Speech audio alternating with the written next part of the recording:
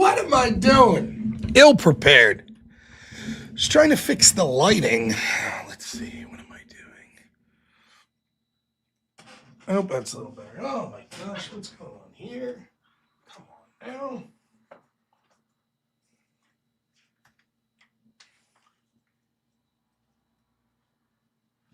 It's gonna fall. Hey, welcome to the Normal America Show. I'm your host, robnoerr. Watch me redo my office here, right? Nice. Is the Conan poster really signed? No. I think so. Yeah. I don't know by who. I have to.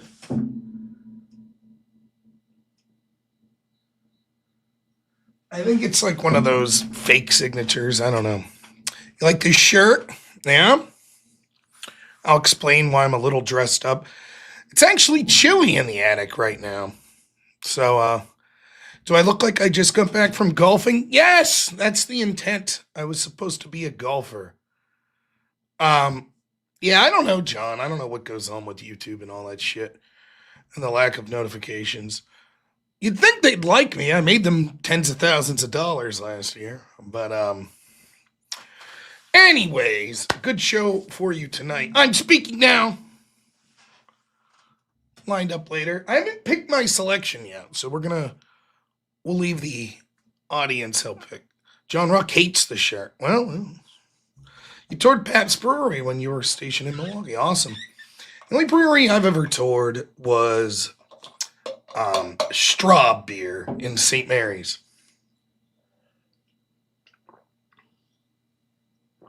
I've golfed, but I wasn't golfing. That's not what was going on. So, a good friend of mine turned 40 years old, and so we had a birthday party for him. It was 4T, like golf. I didn't come up with it.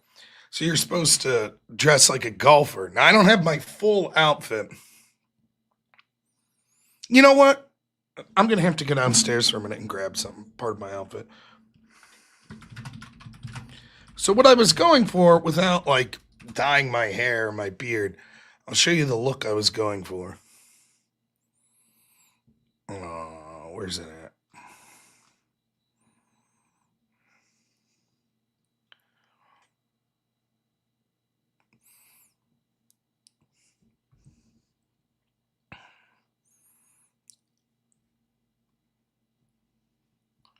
Here's what I was going for.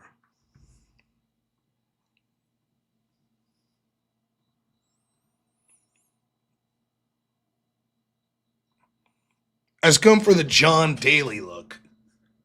Now, I couldn't find pants that cool on short notice, but I'll be right back. I'll get the rest of my... Enjoy this photo and chair for a moment.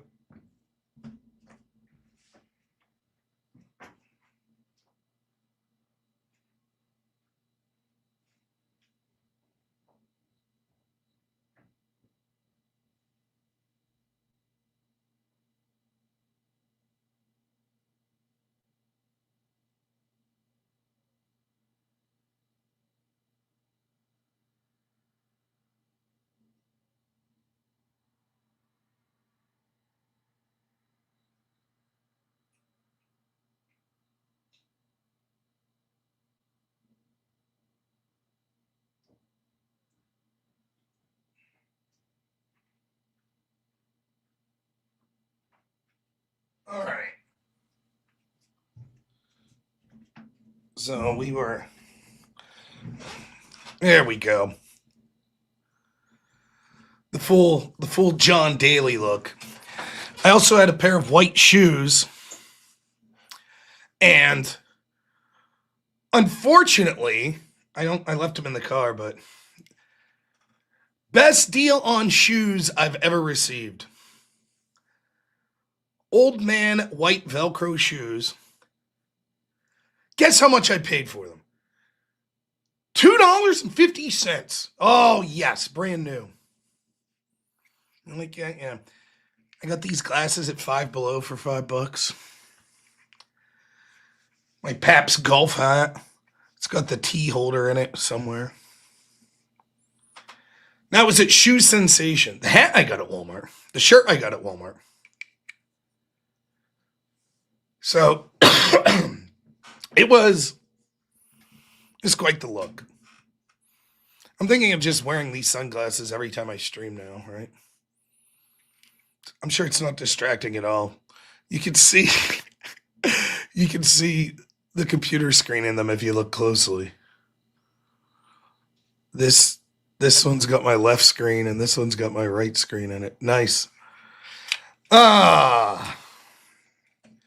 Get rid of these glasses. But that was the point. We did golfing, so yeah, it was fun. Now, unfortunately, I don't drink much anymore, and I did get kind of drunk. And I went. Part of the look was a cigar. I did a cigar instead of a cigarette. And I am not a nicotine guy. I'm not a tobacco guy. I have asthma. It's not good. But I had to be a big man when I was drunk and fucking smoked a cigar to go with my look. And now my throat feels like it's fucking killing me today. Like I could barely talk. But oh well, professional streamer, right? No one gives a shit what I say anyways. I can just go on here and play fucking whip songs. No one would care. Anyways, Psycho Carrick, thanks for the $2. Says, John Daly, is that you? Yes! John Daly is the man. You're not supposed to inhale? Whatever. Nah. Like, everybody knew this? No one's told me this my entire life? I've smoked like 10 cigars my entire life. No one ever told me not to inhale them. I thought that was like a Bill Clinton joke. I didn't inhale. No. Thank you. My show does have value. Thanks so much. I appreciate it. It's fun, though. I got to catch up with a bunch of old friends. It's always, maybe I should be, I liked all my friends. Don't get me, I still like all my friends. Don't get me wrong. But you end up, a lot of times, now that people know that I'm like a streamer, you know, sometimes you'll run into friends of friends and shit like that. And they don't like the fact that I'm conservative or Republican or whatever. You know, they don't care for that. And I always, most of the time, I try to be affable, depending on the situation. Now, this was a situation where it was someone's party. I'm not trying to ruin it. If it's my thing, if I'm having a birthday party and someone shows up to my place and they're like, oh, I don't like your politics, I'm going to be like, eat shit, because I'm not worried if I ruin my own party. But when you get invited to someone else's thing, so I actually had a conversation about abortion. It was fine.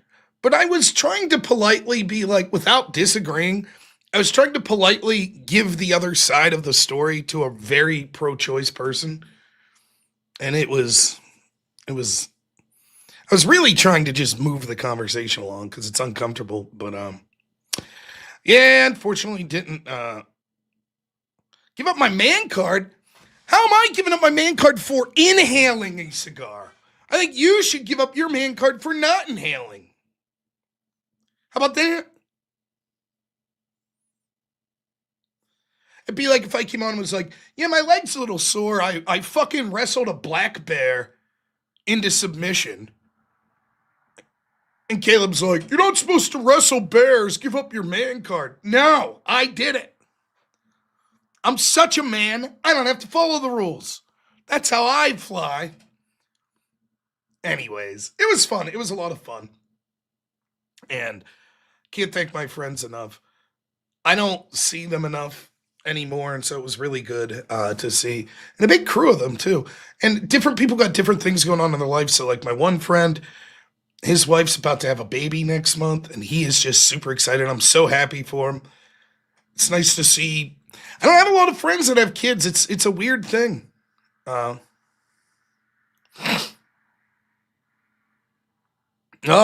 yeah, I know. I got to find the hot dog shirt. I was at a party. I went as John Daly. You had to be a golfer, so I was going for that look. By the way, that's one of the best all-time pictures. Like, it's so good. John Daly, Tiger Woods. Turns out Tiger has a substance problem as well, so Um, how are the riots doing right now? How are the riots doing tonight? Good? I haven't checked here in a hot minute. I got busy today.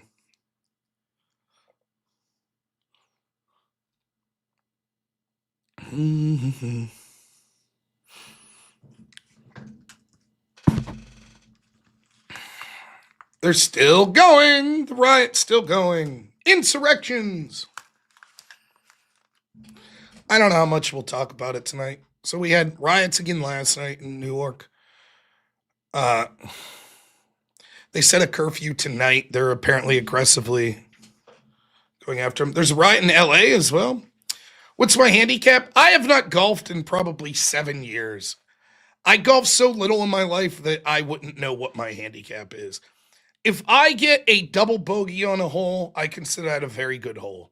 Most of the time, I just go with my friends and pick up the ball when they're ready to move on to the next hole. So, but it's weird because a lot of times when I like leave and I'm not following the news for the day, a bunch of shit's happening. I mean, in this case, I guess there's a riot every day. But then I guess in Paris there was a riot. I saw footage of a bunch of Muslims rioting, and I looked it up. And correct me if I'm wrong. This riot was because they won a soccer match. I'll never understand it. Now I do remember is a Pittsburgher, a Yinzer living around Pittsburgh, when the Steelers won the Super Bowl. I don't know what year. I remember like we were out at the bar drinking, and I was making a joke that like you could get away with anything. Like, you just be driving shit face, and the cops pull you over, and you'd be like, Super Bowl! And the cops would be like, all right. Fuck it, Super Bowl, right? Or when we got Bin Laden. That was the other one. Like, if the cops pulled you over that night, you'd just be like, we got him! And they'd be like, all right, we did get him. You know, fair enough, we did get him. So, but yeah, the riot stuff. I have other stuff to cover here for tonight before we get into I'm Speaking Now. But first, let's read some super chats. I implore you all, please, if you like the show, consider giving some super chats. I'm going to have a very busy week. I spent the limited amount of time I had on the internet yesterday picking fights online for you people. Yes, that's right. Trying to set up some engagement, getting some lefties, chumming them in without much success because they run from me with a few exceptions. So, let's read some super chats real quick. Jim Hayes, former chat of the month. What's happening, my friend? Says, looking sharp, brother, not one step back. Thank you. Really appreciate it, man. Intel Wild, 8 months, says Rob's drinking now. I'm not drinking today. I'm good for at least a month. And then Travis Rice, $5, says, what did I miss? Why is Rob wearing the nicest shirt? I've seen him since the hot dog shirt. It's looking like John Daly, my friend. Yes, I was picking fights online. Let's see if I could find them. So when last I left you, we were talking about Ryan Mullally's debate with Pisco. And as is the case, what happens is people run to their hug boxes. So Pisco, he's posted on X, Ryan wouldn't even debate the prompt, and he's shitty and blah, blah, blah. I'm going to tag Wick and Josiah and all these. Okay, whatever. Now, I get shit on them that much because I've certainly talked about debates I've done and analyzed them. So, I mean, whatever. No big deal. But Pisco's pissed off about the thing. And I said, hey, I'll talk to you about it. And so I don't know the time, but I believe Wednesday evening, I will be debating Pisco with the moderator. I think is going to be this Avi guy. I have never met him or dealt with him in person, but I don't think it'll be a problem. Let's see if I can.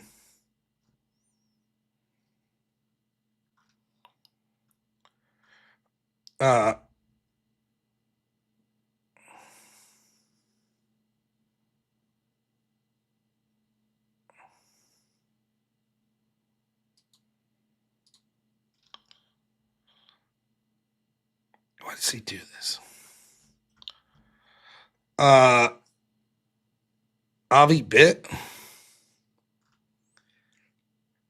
Bitterman, and he says the topics are Ryan Mullally did a bad job in the debate, and Democrats are justified expanding the same prompt. Then Democrats are justified in expanding the court. So it'll be a 2-topic debate. Now, Bisco's no doubt going to listen to all of my streams from now to then to get prepared for this debate, which is fine. I don't mind that at all. So, Pisco, if you're listening, the first topic is Ryan did bad in the debate. Does anybody see the problem with that topic?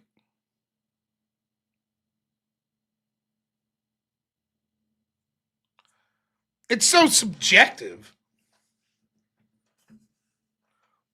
Like, if I think Ryan won and I'm Pisco and I say Ryan did bad, I'd say it's bad because he beat me. So he did bad by beating me. Yeah, it's just going to be a cope fest, and I'm more than happy. I don't give a shit. I could debate that. I don't think Ryan did bad. Now, literally, Ryan did do bad, but that's because if you read it literally, and I think that both debaters both did things that were good and things that were bad, I could say both did good and both did bad. But I think that the assumption with the topic is we're talking on net.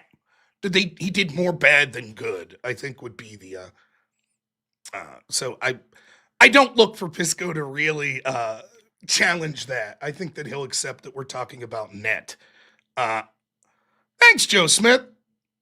My mods are the worst. Which ones? Nah, they all suck. No, I'm just kidding. I like them all. Fair enough. People have different problems with different people. I'm sorry you feel that way, though, Joe. But I do appreciate you stopping in. Change the topic to Ryan is a meanie poo-poo head. I thought about it. It's not bad.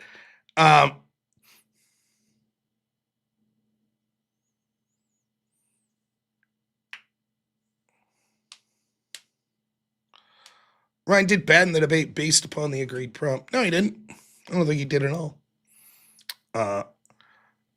The only thing Ryan did bad was saying that he didn't care about the prompt, but everything he argued was within the prompt. The prompt just said Democrats should expand the court. It didn't say by one. It said they should expand the court. Ryan's argument was we should argue against the actual real-world plans that Democrats have to expand the court and your plan. That's him arguing about expanding the court. Pisco refusing to talk about his honest, heartfelt belief. Ryan's right to call him out. Now, I think Ryan spent too much time on it, and Ryan strategically made a mistake saying, I don't give a shit about the prompt. If I was Ryan, I would have said, that is the prompt. That is what I'm arguing.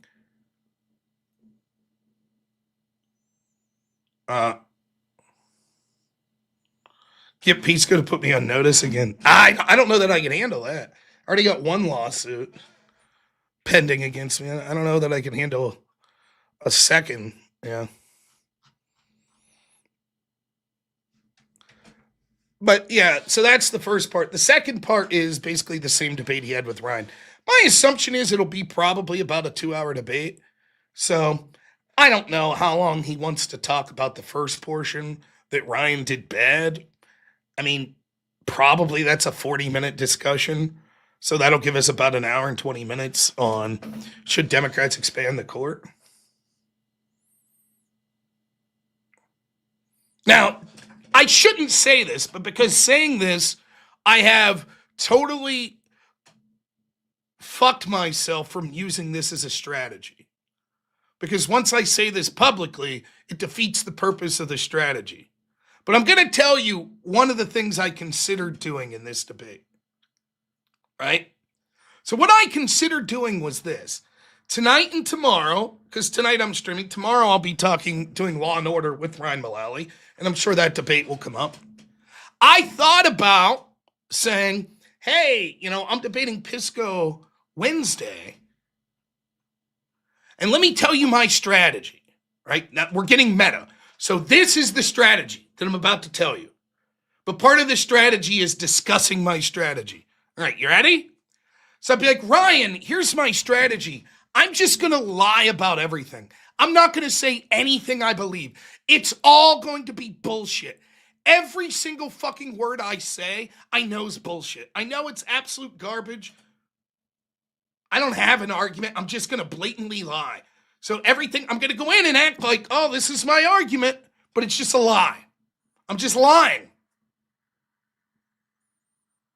And then Wednesday, when I get to the debate and I just start debating, inevitably Pisco would say, this is all lies. You said in your stream that you're just here to bullshit and you're here to lie. And my argument would be, what does that matter? What does it matter what I really believe? Isn't that your argument with Ryan, Pisco? We shouldn't debate what we really believe. All we're doing is debating the prompt. So what I really believe is irrelevant. Doesn't matter if I believe this or not. I'm just debating to win a prompt. That's all. So I don't want to hear you say, Rob, I've heard you say in the past. Why is that relevant? All that matters is the prompt, correct? And when he's like, well, no, we still should argue what you believe. Oh, you're right. That is what good faith people are doing. Arguing what they honestly believe, not pretending. Well, I don't want to talk about what I really believe. I just want to talk about, the lowest possible way to win this or the narrowest way to win it. So, but I have a lot to say. I think I think it's going to be fun. Look, here's the thing. Pisco sucks. His worldview sucks. 80% of the time when Pisco debates, he's a fucking sack of shit. Wait. Yes or no? Yes or no? Yes or no? It's fucking pathetic. It's sad. But 20% of the time I talk to Pisco, I really enjoy it. And it's usually when he's less calm or when he's more calm and we're leaving each other finish our thoughts. I enjoy it. I do. So, and I honestly have to say, as much as my audience might not want to hear this, when I met Pisco in person, he's a perfectly fine gentleman in person. So, I hold no animosity in that sense. I think his worldview is terrible. I think does a lot of shitty bullshit. And he's basically advocating for corruption that benefits his side. But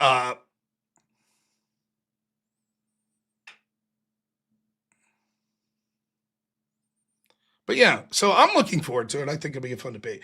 But that's just debate one. So I figured I was going to chum in a bunch of people. Because, of course, the people that are on the left that are weighing in because they're upset that how Ryan did in that debate. And some of them are friends, or whatever, Pisco or co-host of his.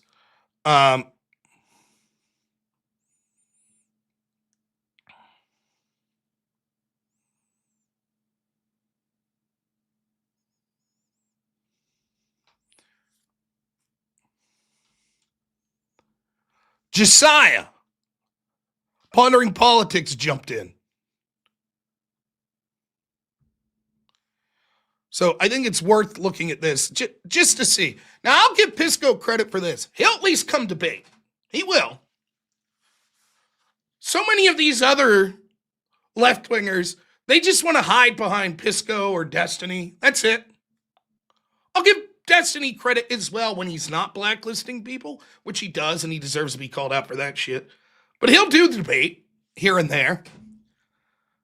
People like Josiah, it's just pathetic. So watch how this exchange goes. Josiah says, this lying MAGA fuck bitches that Pisco wants to lock the GOP out of power, but he has himself publicly, repeatedly called for locking Democrats out of power, as is his preferred candidate, Trump. Pisco brings the receipts in another kill shot moment. What was this moment? Care about is the fact that your party is tyrannically planning to lock themselves in power and lock the Republicans out of power for generations.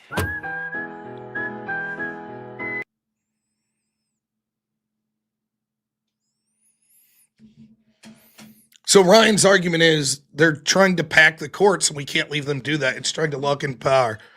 And Ryan puts out, we can't leave them win if that's going to be the case. And Josiah's like, oh, see, that's Ryan advocating for keeping Democrats out of power. So dumb. It's being normalized.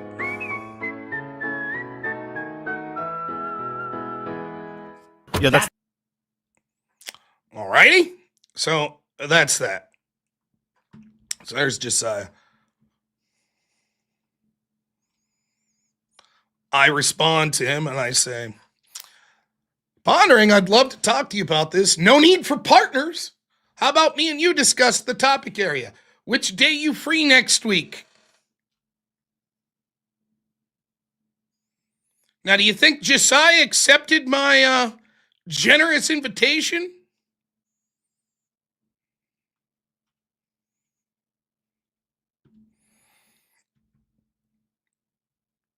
He says, what about this? Do you want to talk about my son? I said, by the way, you notice one of these things that they do is all of them, Pisco does this, all these people, what they do is they repost. They want any post they do to be the top because the first post in a chain gets more engagement. So it means that more of his audience could see, so they could give him likes and he could feel good about himself. I don't give a shit about any of that. I myself have reposted once in a blue moon because something I think is important, but they do this every time. Like, why wouldn't he just respond to me? What do you want to talk about? Instead, he reposts, what do you want to talk about? My son. I'm not his son. My dad probably wouldn't be a Josiah fan, would be my guess. I said court packing. He said, I'm doing a panel June 2nd on Wick. Pop in when he opens up. I said, no, I don't do Wick show, nor do we need a panel. Just me and you can pick any mod other than Wick, even Hutch or Pisco, unless you feel you need a partner or a panel to discuss it. He says, aw, damn, that's too bad, man. I hope you change your mind. You can pop in whenever Wick opens it up. Anti-court packing conservatives will be there too. I said, why do you need other people? Surely you can make your own argument, right?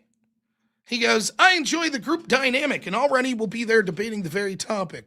Words work the same way on panels, so you'll be able to make your arguments just effectively there.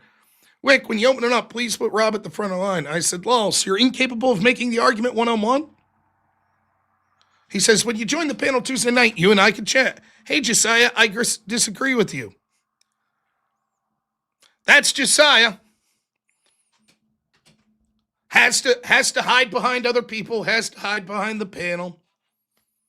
That's who he is, in case there was any questions.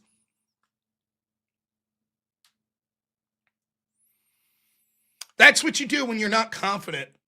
Oh, I'll be on a panel where other people can say stuff and I can hide behind them. That's how Vosh used to debate me too. Just the panel. Okay, got it, dude. So there's Josiah. Then there's this other dude I always see. I don't know much about him, if I'm honest. His name's Sleepy Devo. He says, how about this, Ryan? I'm willing to debate you on court packing, provided you publicly post the following without edit. I am not willing to debate liberals on the topic of Trump is more corrupt than Biden, the Democrats, because I cannot defend Trump's corruption. Let's go. I responded and said, I'll debate you on that topic any day that works for both of us. Let me know when. He says, on the topic of Trump's corruption versus Biden's corruption, when Wick pitched this topic last time, no right-winger would show up. Did he not ask you back then? I said, Trump versus Biden / Democrat corruption. I'm down to debate it. Would you like to?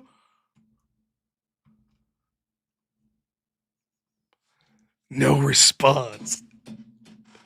Now, what's his excuse why he wouldn't want to debate me? If he's saying Ryan has less followers than me. Ryan actually does a show with me. So it's not like I'm just some rando. What? Why wouldn't he accept that? He's acting like, oh, conservatives are afraid to debate this. I'm like, oh, okay, I'll debate it. Why didn't you go on Wick's show last time? I don't go on Wick's show. It's fine. Go ahead, have Pisco moderate it. How about Hutch? How about Destiny? I don't give a shit. Pick the moderator. Not Wick. I don't do Wick's show. Other than that, I don't give a shit. No response. I wonder why.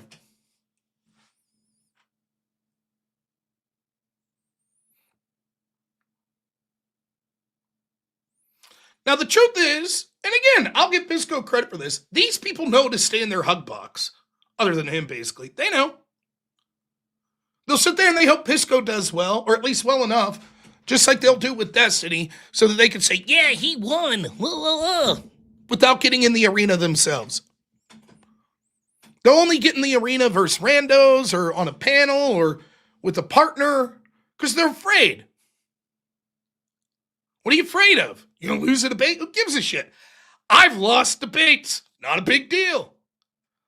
I much prefer a one-on-one debate. I don't like as much when I have to share my time and share my argument with someone else because they probably don't have the exact same argument as me.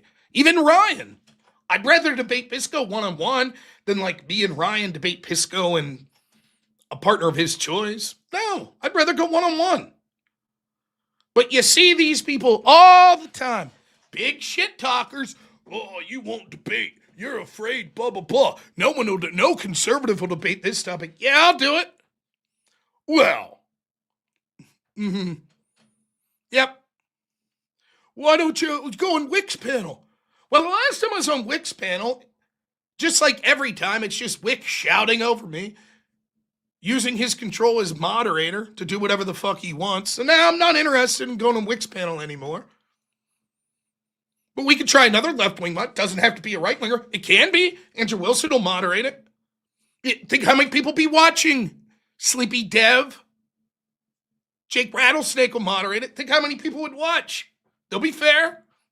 But I know you guys won't do that, so we'll take your moderator. I don't give a shit.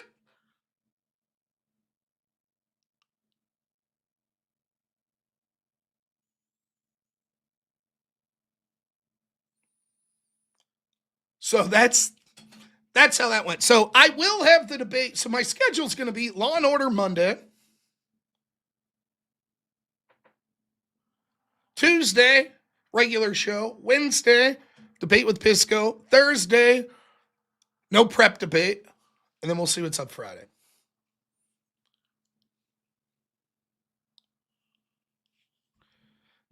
I think this is funny. I think Pretty Girl Jada tried to say, look at you, think you know everything. However, due to a spelling error and a punctuation error, it actually comes off as a huge compliment. She's like, look at you, thin, you know everything. Thank you.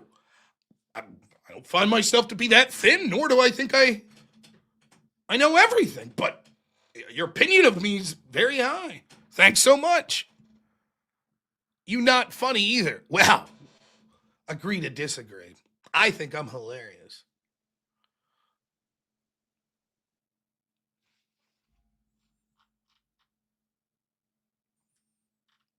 But thank you. Is it the shirt? Is it a slimming fit?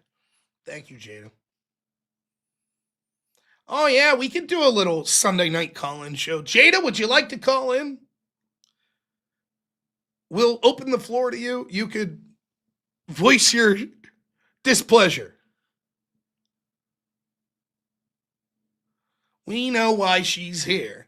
Because she knows in about 25 minutes, the premier space for powerful black female voices, the Normal America Show, will once more present I'm Speaking Now. And so she tuned in. I get it. You're here for the powerful black female voices. You don't really like me, but that's okay. But Jada, I'll absolutely give you an opportunity to call in. I can't even yell that much today. I've lost my voice, so it should be good.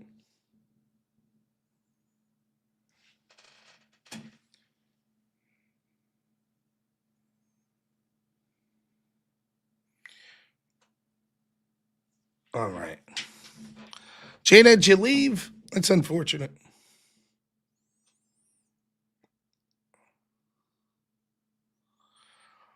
Man, that would have been great. I'd love to do a call in tonight.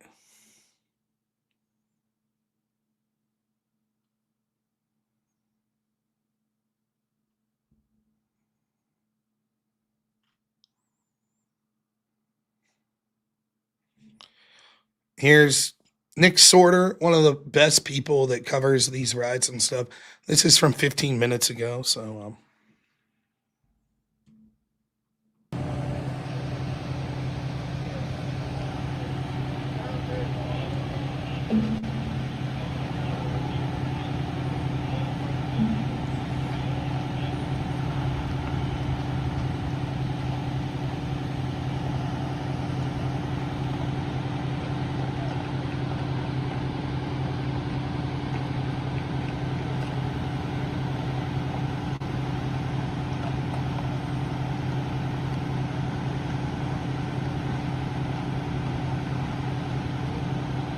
get him! So they're making arrests, but the problem is there's not near enough arrest. Let's deal with some Russian asshat over on Rumble says, "Sup, fatso." Not very original, but I'll give you points for the bluntness. Pretty good. Not much, I guess. And then he says, "No, I was just joking. You are normal America. Call your WH lady." You lost me there. I think you're trying to say normal Americans are fat, which I guess I get it. But if you're making a stab at Americans, like your show's called Normal America, but you're fat, and so normal Americans are fat, maybe it would behoove you not to name yourself Russian asshat. Just gonna throw that out there. I don't know. I just don't know. It just says, yeah.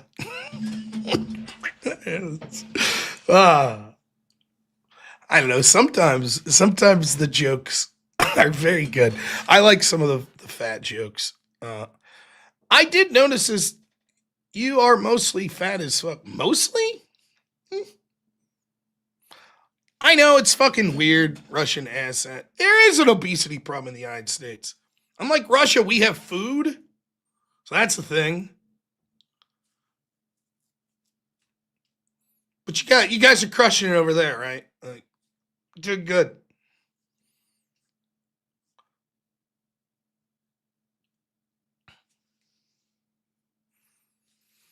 Oh man. Americans need to ascend. I do like this, right? I like these people that do this, like a lot of the red pill people, you'll see that, right? They'll be like, you need to lose weight. You need to do this. I had the Groypers give me shit for that one day. But then most of them like preach like this trad life, and then like almost none of them are married or have kids. So it's like, okay, yeah, I have things to work on, and I guess so do you all. So where are we, you know?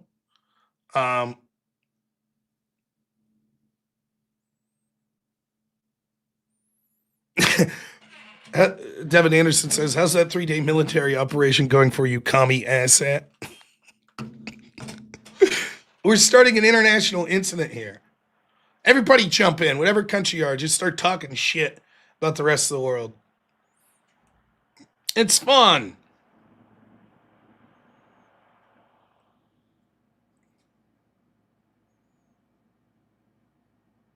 He says, "It's late. I'm drunk. I thought I could have some banter." Okay.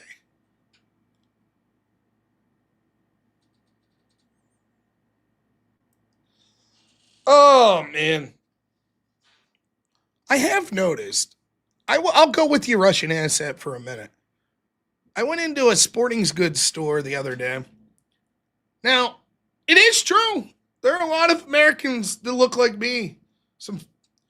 But why are there no mannequins that look like me? Like, I'm considering buying this shirt, And the mannequin they have wearing this shirt, it's like fucking his arms are like this big around. He's fucking ripped. I'm like, that doesn't help me. That shirt's not going to look like that on me. I want a big fat mannequin so I can judge. How's that shirt look on a fat guy?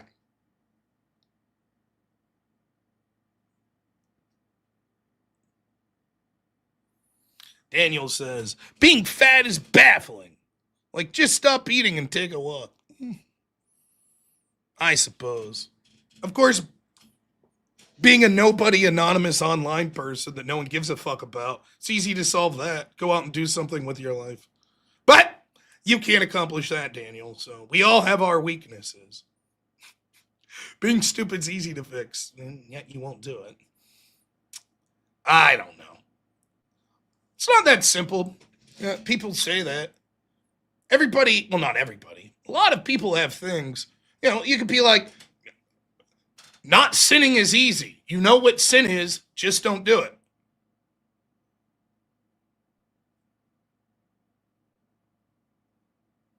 Even fat people would find a fat mannequin gross. Well, I don't give a shit if it's gross if the point is to see how the clothes look at me. And actually, big and tall stores do have big mannequins, so.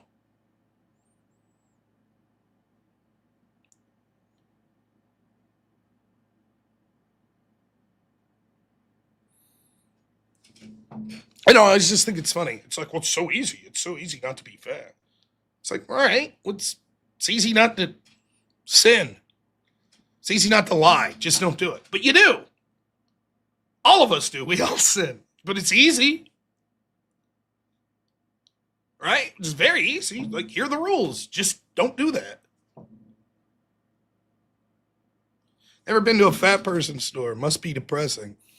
Well, you know, it's all ran by Jews.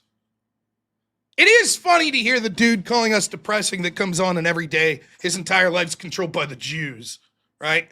Vote Democrat. Oh, the Republicans are so evil. The Jews, they control everything. Your life must be depressing.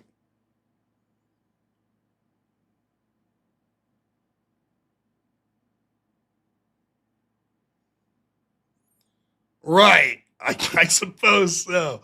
It would be very depressing to not. Here, we'll cheer you up a little, ex-phobic. Jews, Jews, Jews,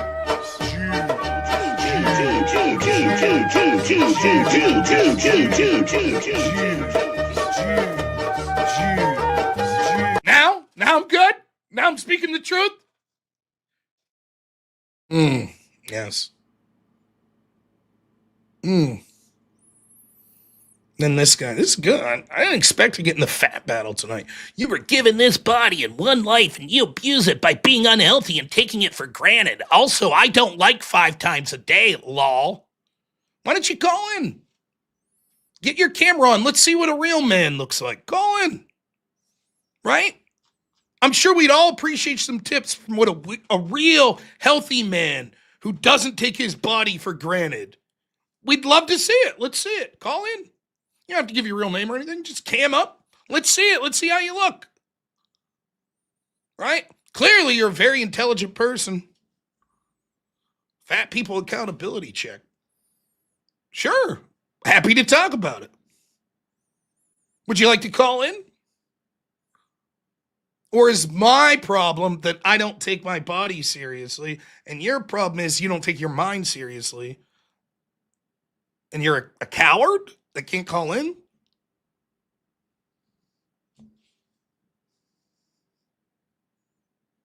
Is that what's happening?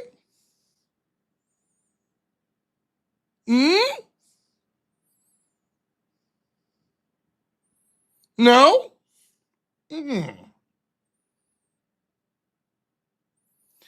What do you want to talk about, Mr. Anti-Commie? Dirk Diggler. I didn't know he had adult film royalty watching here.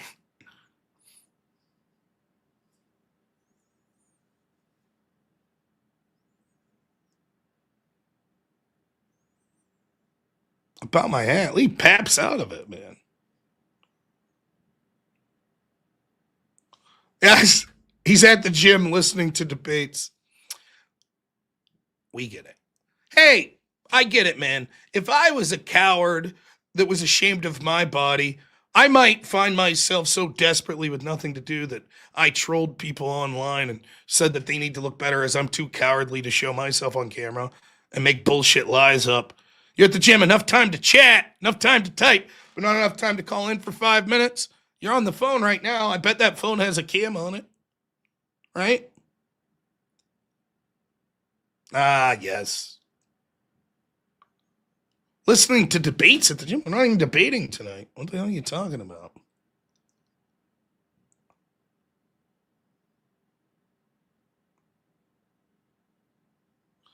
You rest 60 seconds, you rest 90 seconds between sets, fatty.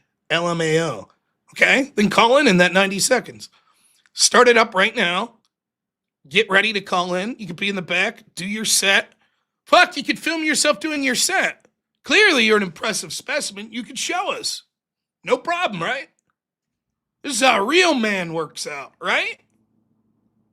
No problem. I'll say, wow, that's impressive. You're a very intelligent man.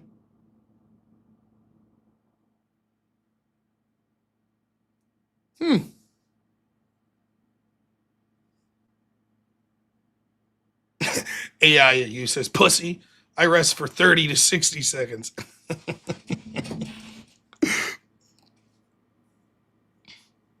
No, don't ban him. He's fun. This is how real men act. You gotta take care of your body like a temple. I'm too much of a coward to show mine, but trust me, I'm at the gym right now working out. Maybe you are. What's the problem?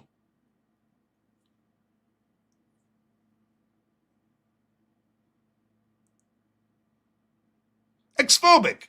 Fair enough. Would you like to call in and cam up Xphobic? Why not? You're also talking about physical fitness. Let's see what a fit man looks like. Go ahead, Xphobic. No problem. It's simple. This is how real men look. Xphobic, would you like to call in?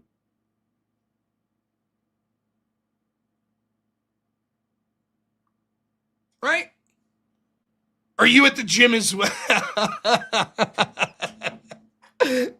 I'm at the gym also, man.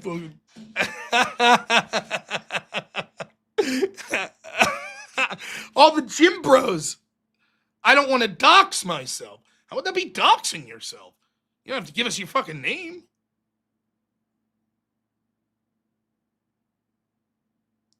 He's spotted for the other guy. X-phobic's all right. I'm just fucking with him. This is actually just AI. I'm actually like a really fucking ripped dude at the gym right now. I'm actually at the gym. That's where I'm at as well.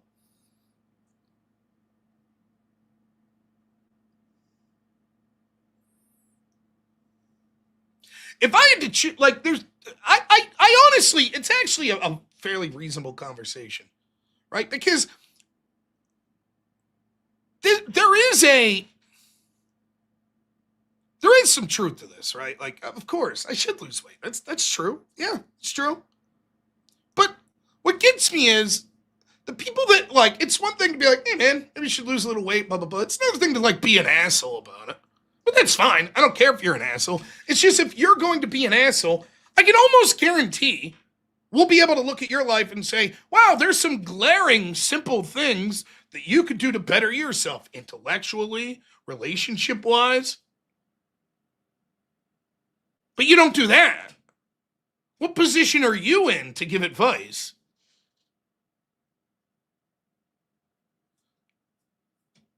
You can anonymously go on and tell people some health advice, but you're unmarried, maybe divorced, don't see your kids enough, don't visit your family enough.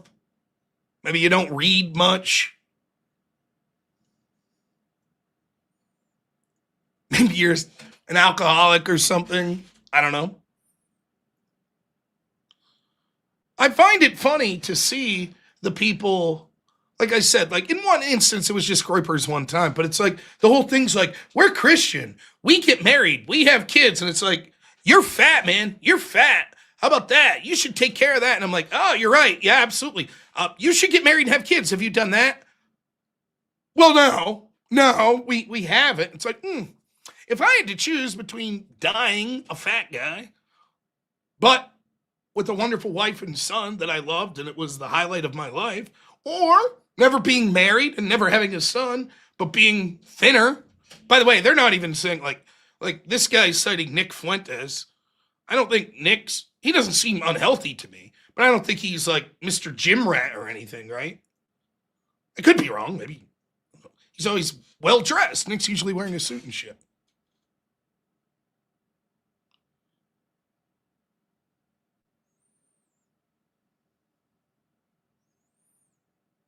Did Dan ever say anything again? Did he stop chatting? Well. Well, anyways, I don't know how the hell we got on that for.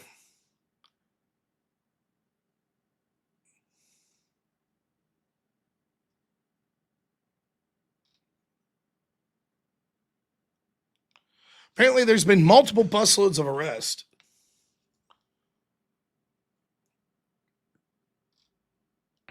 Nice. They better all get the January 6th treatment. Spoiler alert, they won't. But they should.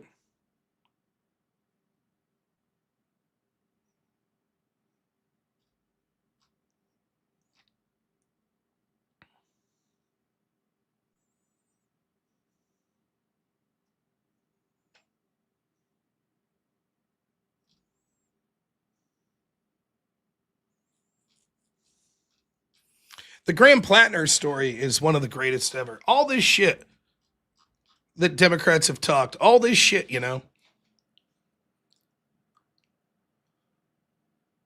Elon did the fucking, you remember, I got a song for you. Remember this? This was before Graham Plattner. Remember when Elon raised his hand? Now listen, if there's any kids in the room, get them out. Because this is going to be disturbing. Unfortunately, ex-phobic and anyone else that's like America First, this is probably going to convince them even more to vote Democrat. But I have something shocking to show you. You ready? This is from like 8-9 months ago. Flew under the radar, but...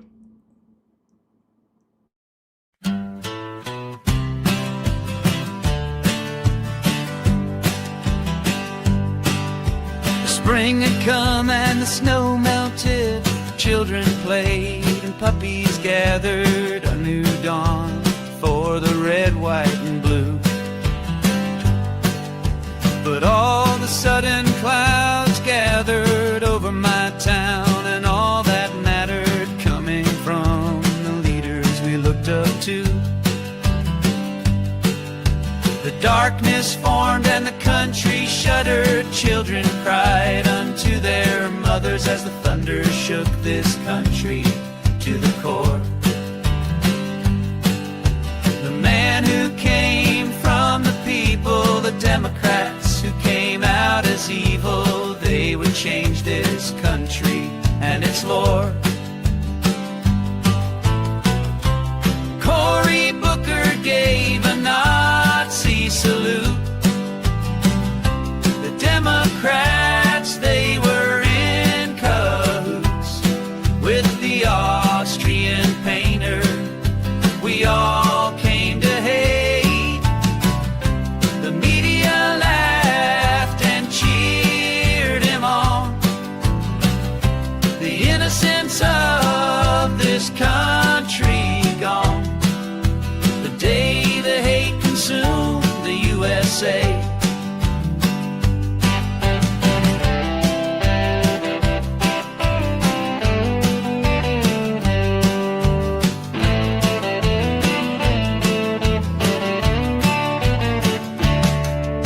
I looked at my wife with a tear in my eye. What had happened to that very cool guy that stood up on the stage and did grandstand?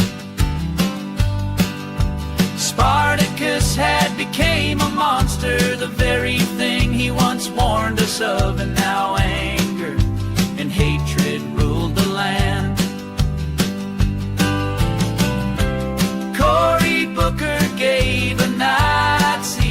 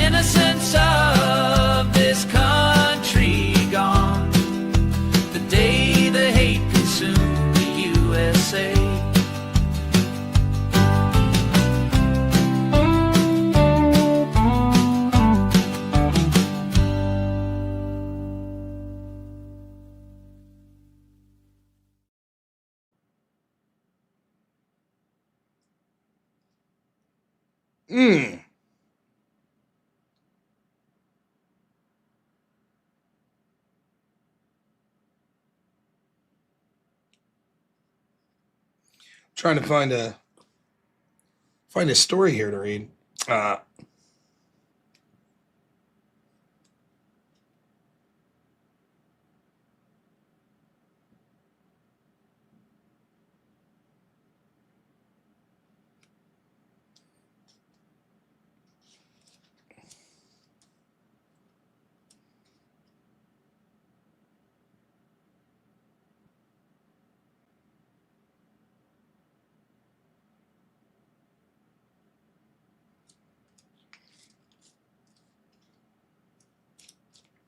Let's see.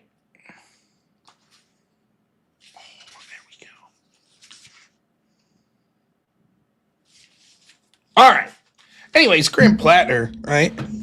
This dude actually had a totem conf tattoo, and all this shit's coming out about him. And just watch these people that look for dog whistles.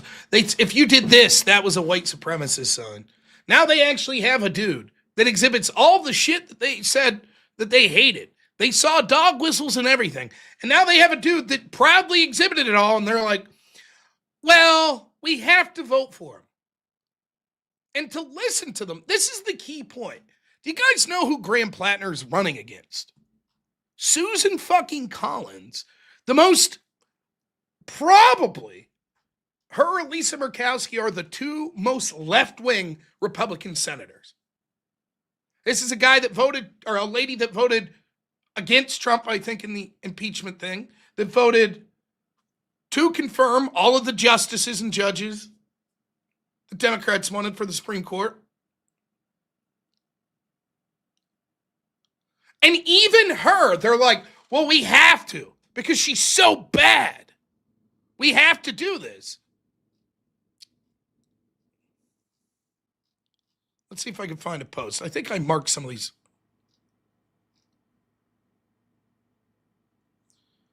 Here's a clip from CNN where this guy is talking about it. Every choice is a choice. And on June 9th, Graham Plattner is going to run against the governor of Maine, someone who has a credible record, who can't raise a nickel because Democrats want someone who's crazy and awful. They're attracted to Plattner because he's awful. It's not a hesitation. It's what they want. Maine primary voters like the awful. They're attracted. Think about what the general election is about, though. Susan Collins voted for the Affordable Care Act under Barack Obama. She voted for the Stimulus Act under Barack Obama. She voted to confirm Sonia Sotomayor and Elena Kagan. She is as centrist a person in the United States Senate as you can find. And Democrats, if they prefer a Nazi death squad tattoo, sexting with a bunch of other people person over that, then they've really jumped the shark. Well, she's a centrist who voted to confirm justices who overturned Roe v. Wade. So to call her a centrist, to call her a centrist is a little, I'm not so sure.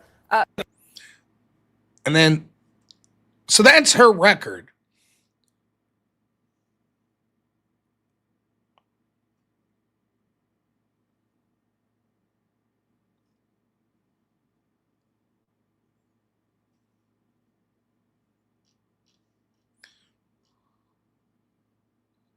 Watch people here, like, this is Meet the Press. Watch them talk about this.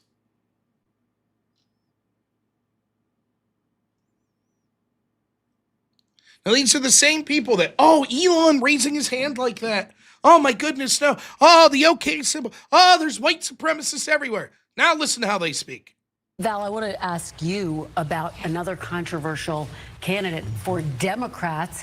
You talked about Maine, Graham Plattner. I'm going to just read from my notes because I want to get it right. He's faced a series of controversies, including past posts about sexual assault, a tattoo that resembled a Nazi symbol that he had covered up right before he ran, by the way, and now sexually explicit texts with other women.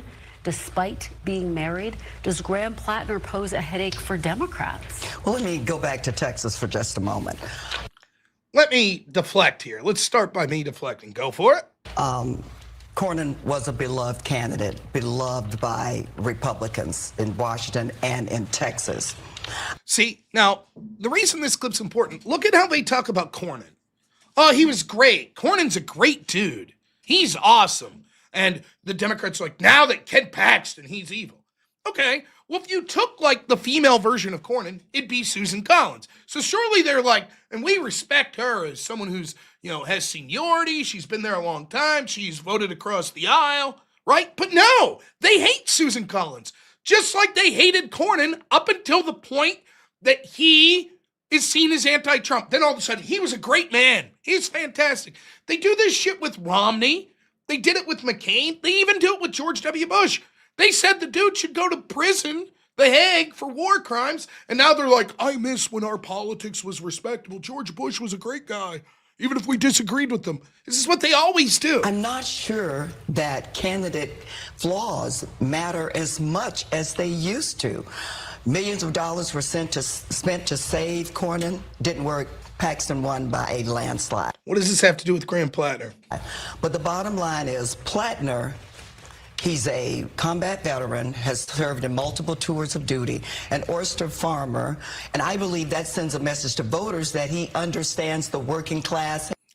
Well, he was in the military.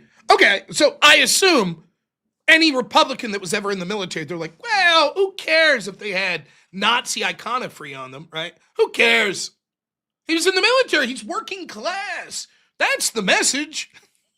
Had to go to work every day. I think people are so worried about the future right now. They're going to look at, do I feel like this candidate is going to fight for me and what I care about? Now, it's ironic that that's true. So many of the Democrats don't care. They're just so hateful. That's why it was a selling point for Democrats in Virginia, where the AG, when the text of his came out, where he was wishing death upon Republican children. They were like, yes, that's good. That's what that represents us. Yes, he's a fighter. He'll fight for us. Which is fine, by the way. But just be honest. Don't fucking give us this moral high horse bullshit. You want people that just fucking hate their opponents like you and will do everything against them. That's what you want. Don't sit there and we're the party. We care. We have moral standards. Can you believe that Trump says mean things? Can you believe that Elon raised his hand like that? Oh my goodness. White supremacy is such a problem. Blah, blah, blah. You don't give a fuck about any of it. You don't care. That's fine. I don't care either at the end of the day. But the hypocrisy, like, just stop fucking listening. Anytime these people say anything about norms or decorum or character matters or, white supremacy or, fascists or anything like that, they're full of shit. They don't care about any of it. When they blatantly have a person like this, they're like, well, and you knew this would be the case, by the way. They'd talk all big if Plattner lost the primary. They'd talk all big. They'd be like, well, yeah, we rejected that guy because we're Democrats. We don't. But now that he's going to be the guy, they're like, well, Susan Collins is a maniac, so.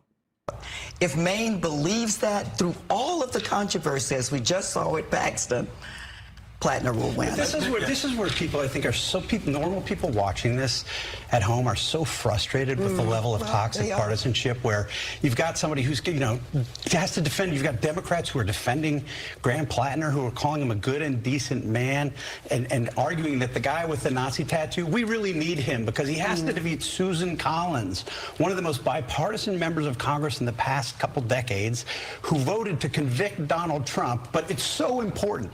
We have to have Graham Plattner. We have to have somebody who savaged military veterans, said that a military veteran who was being shot at deserved to die, who's blamed rape victims for their own assaults. And you've now got a Democratic Party rallying around somebody like that.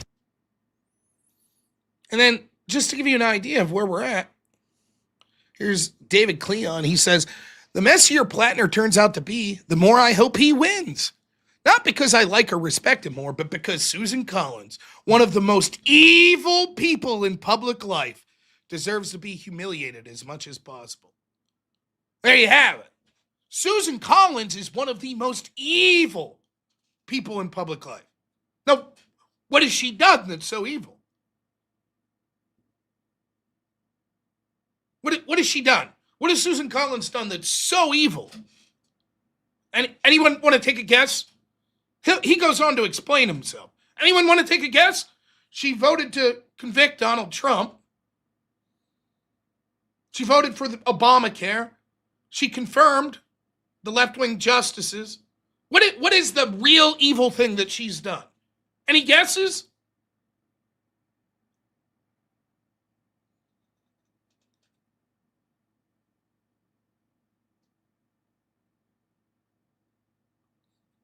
Anyone?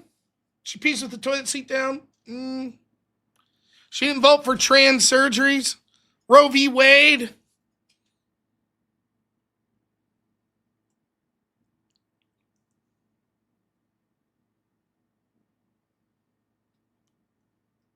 It's fascinating to me how many randos don't grasp why Collins is evil. So let me spell it out like your children. Republicans are evil.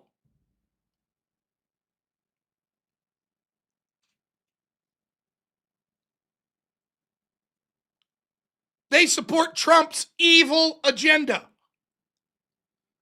By posturing as a moderate, she's conned the mostly blue state in supporting Trump's evil agenda. There you see. She's one of the most evil people because she's Republican. Now, anyone who thinks that things after Trump, things will settle down, the Democrats will go back. If it was just Mitt Romney again, if it goes back to Paul Ryan's party, Mitt Romney's party, then Democrats won't be as hyperbolic. They can't stop. They can't stop.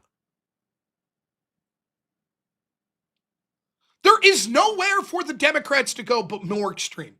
Nowhere. Once you run on, oh my goodness, our opponents are evil fascists, you can't then the next election be like, yeah, you know, that was the old people. These guys are good. It's always got to be that and turn it up. Next guy it'll be, well, this guy doesn't sound as much of a fascist as Trump, but that's just because he's hiding it. He's actually worse than Trump.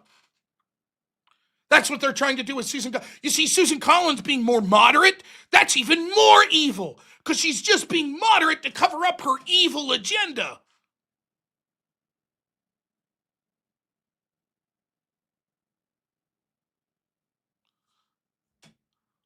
What are you babbling about, dude? No one on that show called Collins evil. Where did I say that? Where did I say someone on that show called Collins evil? I showed you a person on X. Then you say when your evidence comes from X, you have no evidence. You come from X. Can I quickly dismiss your commentary as not mattering? What we see is, over and over and over, Democrats are suggesting that Susan Collins is bad enough that we have to accept a person with a Nazi tattoo. That's the argument.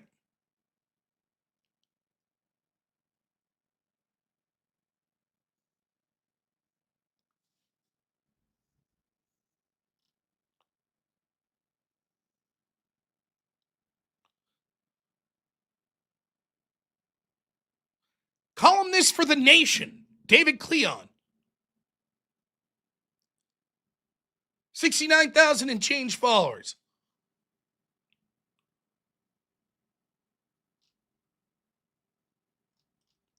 Works for a media outlet. He's just a rando on X, though. Doesn't matter that he's a columnist for a major media outlet. Are you denying that Democrats are running on Collins is bad enough that we have to accept this guy with the Nazi tattoo that said that a troop deserved to die and all the other scandals? You're denying that. That's exactly their argument.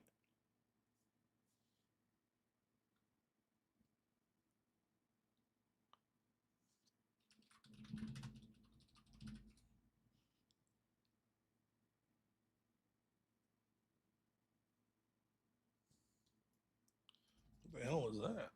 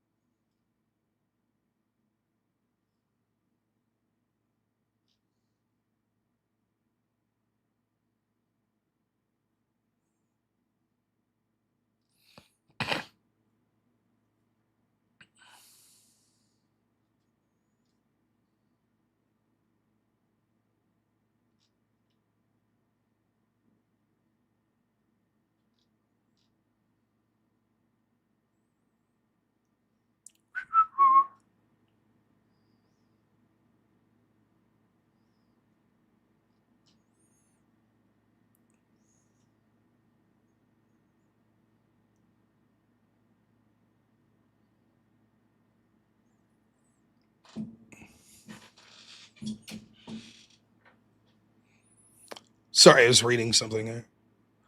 It does look like they arrested more people tonight.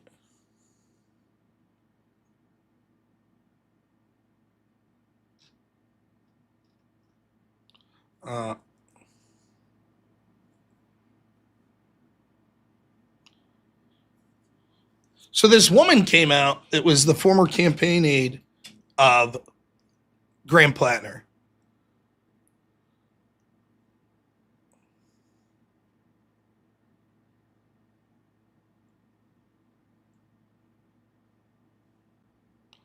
The story breaks today. I don't particularly give a shit about this story, but Graham Plattner's married and apparently he's sexting all these other women.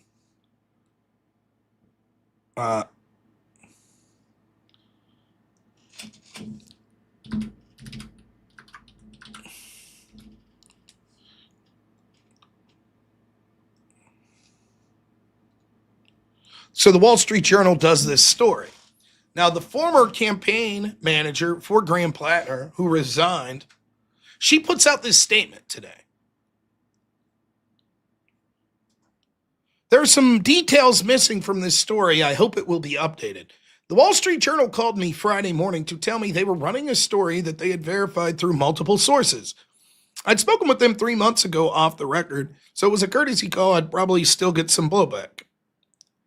After Wall Street Journal reached out to the Plattner campaign for comment, Morris Katz demanded that I call the Wall Street Journal, retract my comments, tell them their reporting was inaccurate, and send him a recording of the call. So the people from Plattner's team are like, calls the ex-campaign manager and says, you have to call the Wall Street Journal and say this is bullshit. You have to call them.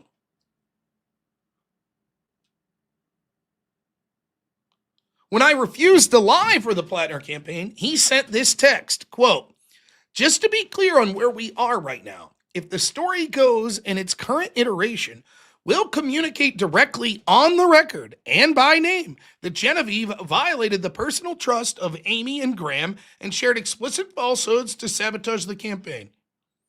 So I went on the record with New York Times. That's exactly how you should handle this. Okay, if you're going to threaten me, then fuck you. I will come out ahead of it on the record.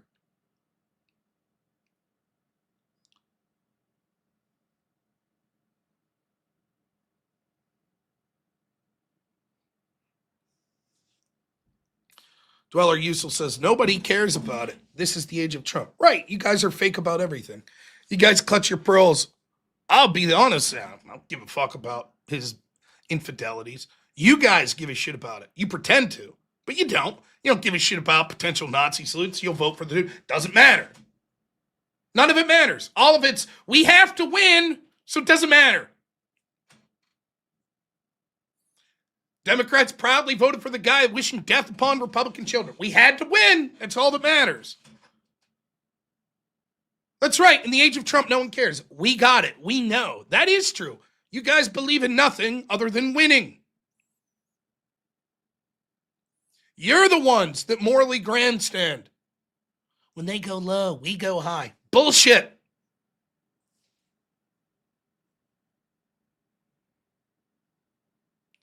Now, this Genevieve lady, look, Stephen Miller puts this out. After she puts that post out and goes on the record, they follow through. Luis Romano, let's call this what it is. Egregious betrayal by campaign aide Genevieve McDonald. His wife was asked if there was anything to be worried about routine Oppo research. Wife was honest, and vindictive aide told the press she should never work in politics again. Also, a really special place for the kind of staffer who says to the candidate's wife, you can trust me, and then turns around, tells the world. Morris Katz, that's Rebecca Katz, Morris's wife, I believe. It's no one's fucking business what happened in Graham and Amy's marriage before he was ever a candidate for office. There should be no place in politics for incompetent, opportunistic operatives who violate privacy. Alyssa Cass, taking confidence and going full gossip girl with it's a betrayal of a friend. Just straight gross as political profession. But when it came to disclosing all sorts of facts about Trump's life, that's amazing.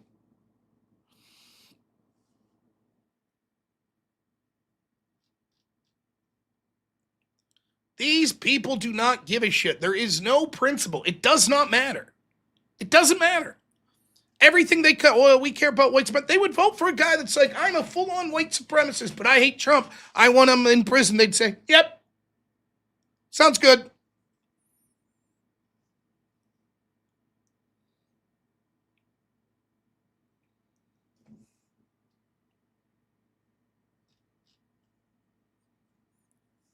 All right, it's about that time. Let's read some super chats.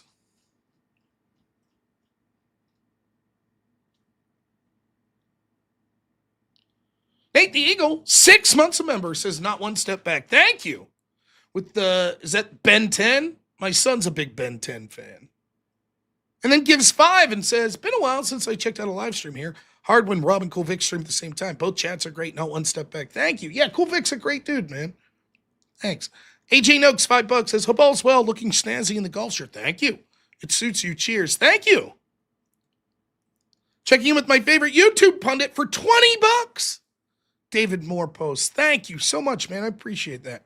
Grant for $5 says, lost my job on Friday. That's terrible. Life is a disaster. My life's over. I'm ending it. Rob, I listened for years. Thanks for all the entertainment.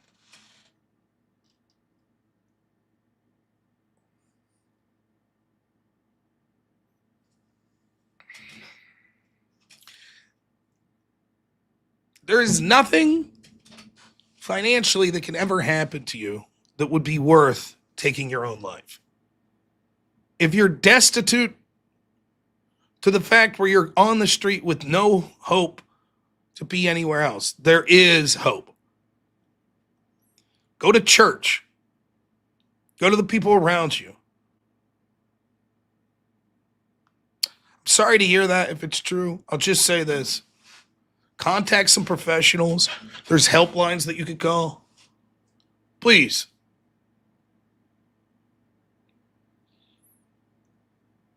But we'll pray for you.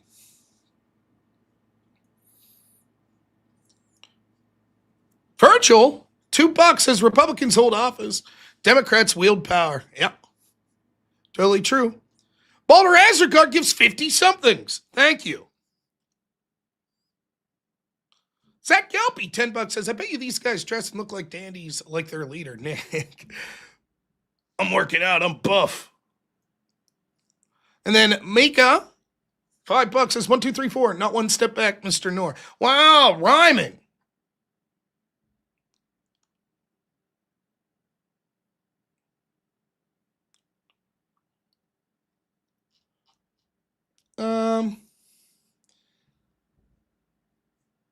Perry Incorporated. Thanks so much for the $10, says Rob. You are a BBB. Big, beautiful bastard. Oh, man. Thank you so much.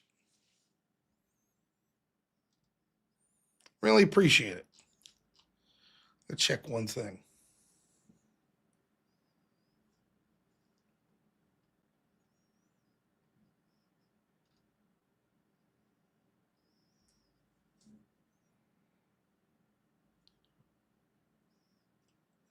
All right. Well, you know what time it is. First off, the super chat's really slow this fine evening. Very slow. It's probably polyester. I don't know.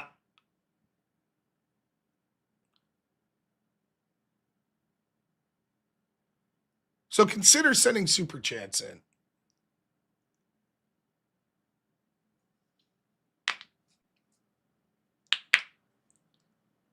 We're going to start the incredible segment, I'm Speaking Now, where this channel becomes the preeminent channel for powerful, powerful, powerful Black female voices.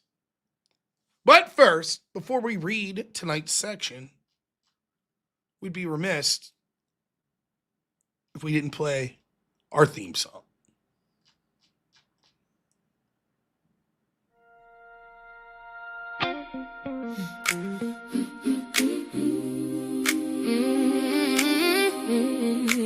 I'm speaking now. Yeah.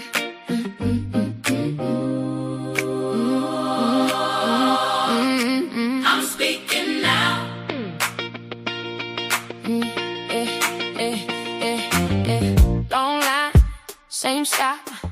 bus late, clock don't start, got work, got plans.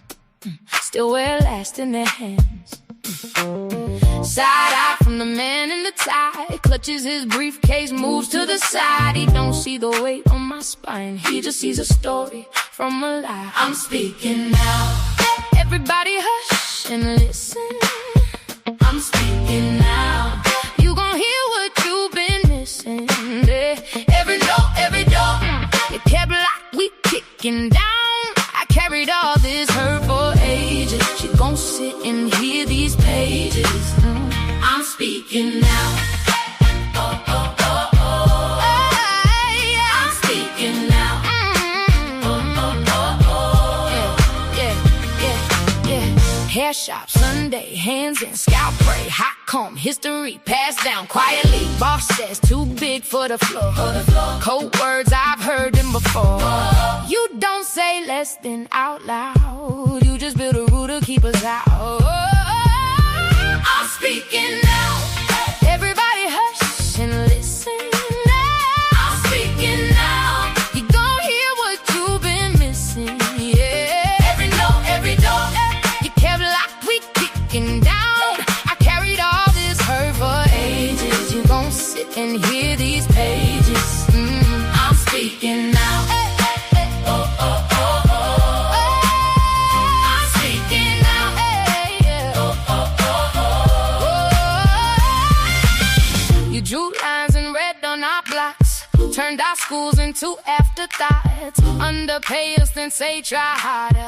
Blame the seed while you poison water. You make fear our daily weather, then ask why we carry shelter. From the bus stop to the boardroom, we feel your hand in every room. Every room, every room, every room, every room, every room, every room. Groceries, self-check. Guard eyes on my neck. Lady clutches her purse so tight, as if my hands ain't full of rice. Doctor's office, pain too real. She writes dramatic on the field. You talk the world, we can take more. Then use that myth to close the door. I'm speaking now.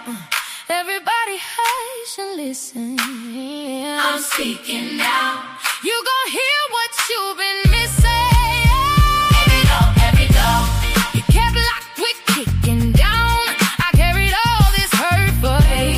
We gon' sit and hear these pages. I'm speaking now. Oh, oh, oh, oh. I'm speaking now. Oh, oh, oh, oh. Pass the mic, pass the mic, pass the mic, pass the mic, pass the mic. One by one, we're calling out different names. Same fight, we still here, we still fight.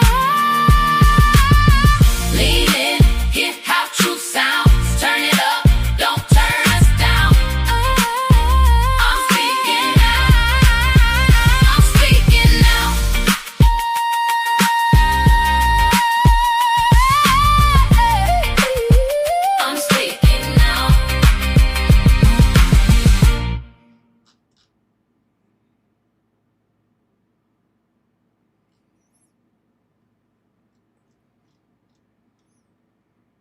That's right. I'm speaking now. The premier black female voice show on the entire internet. That's right.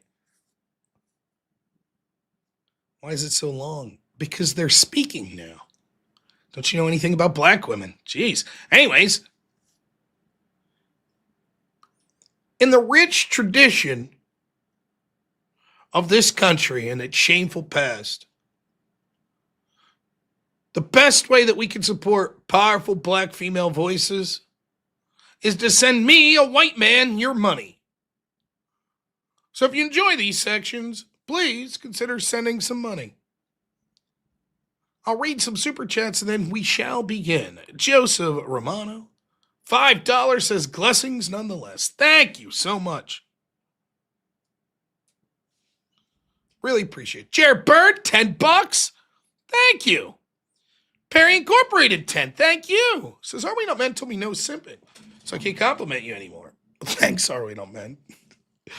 You suck and I hate that I can't disagree with your political takes. Thank you. Carry on.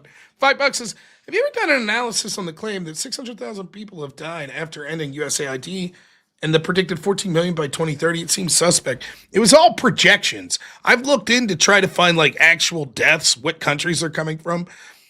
There's very little out there, and what you get is like groups that actually work with receiving this money in the past, putting out self-reports like, we think that X amount of people have died. Surely these countries would be speaking up, but Chop, $5. Thank you. Appreciate it, man. All right. Now, I came up with the, oh, wait. Oh, thank you to AL. $10 over on Cash App. Says, here you go, white man. Thank you, AL. I don't say your name if you're on WhatsApp unless it's the exact name that I see on YouTube, because I don't want, sometimes with things like Cash App or PayPal, it gives you a different name, so I don't like to say that. But thank you, AL. You can donate to Cash App as well at $robnoerr or PayPal at Robert Noor. BuyMeACoffee.com/Rob. Caleb, $2 says, case made. Thank you.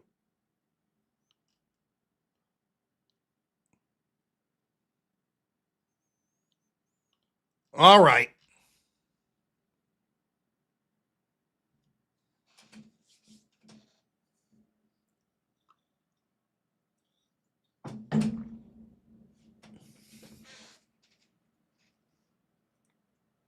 I'm speaking now.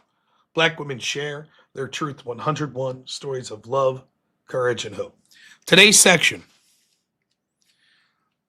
I haven't read through it, so we're hoping for a good one. A black woman not afraid of the South. I don't believe it. A black woman not afraid of the South? This has to be someone from Wakanda. How else is it even possible? Of course, as always, we start off with a quote from a famous black woman. This one from the incomparable Stacey Abrams, election denier extraordinaire. She says, effective leaders must be truth seekers and requires a willingness to understand truths other than our own. That is a tremendously awful quote. This our own truth, all this shit. My goodness. Now, of course, quite possibly the best photo of all time during COVID. Let's see if I can find this picture. I didn't know that Stacey Abrams.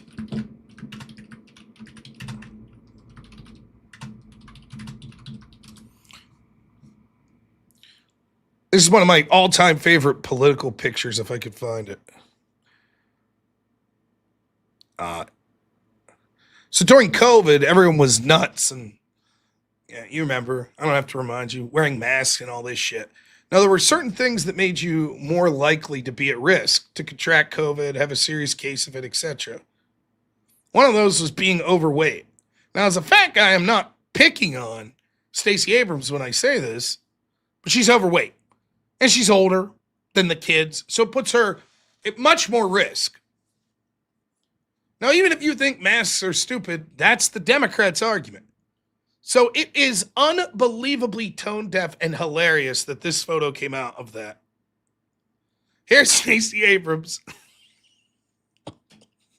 The only one in this room probably at risk for COVID, at least of the kids and her, proudly smiling without a mask. While the kids are masked.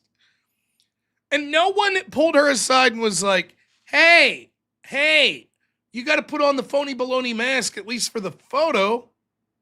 Right? No.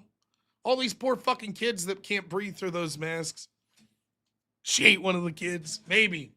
Well, she's speaking now. So. Anyways. We have our companion piece.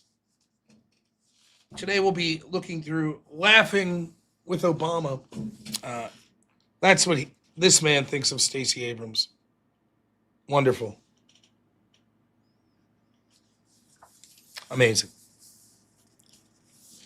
Well, she's speaking now. Let us begin the superhuman story of a black woman not afraid of the South.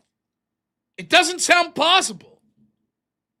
So I don't know what the secret is, if there's performance-enhancing drugs or maybe cybernetics. Did this black woman get her own Terminator body so she's no longer afraid of the South? Let's see. And we begin.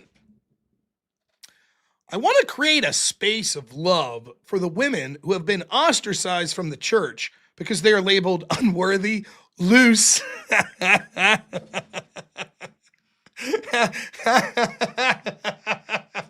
I find loose to be a great insult for a woman.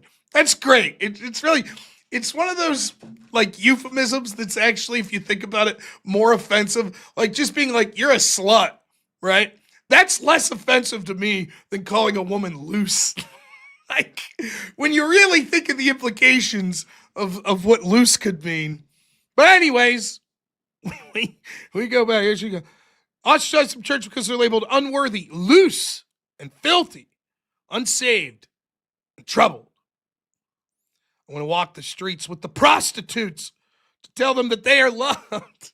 Yes. And I want to hug the disease to remind them that love is the contagion, nor the disease.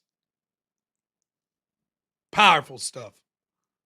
And I want to sleep with the prostitutes to let them know that we're not ashamed. I mean, all right, man. Forgive the prostitutes. I don't know that I'm hugging them. Seems a bit much. Anyways. This was the statement from my ministry assignment given in my first undergraduate biblical studies class. As I boldly announced in my class presentation that I wanted to be a minister to broken women, the students raised their sleepy heads from their desks to look at me with bewilderment. I stood waiting for applause or even a hallelujah. Instead, my professor said, "Take a seat, man." I would love to hear how she was explaining it, right?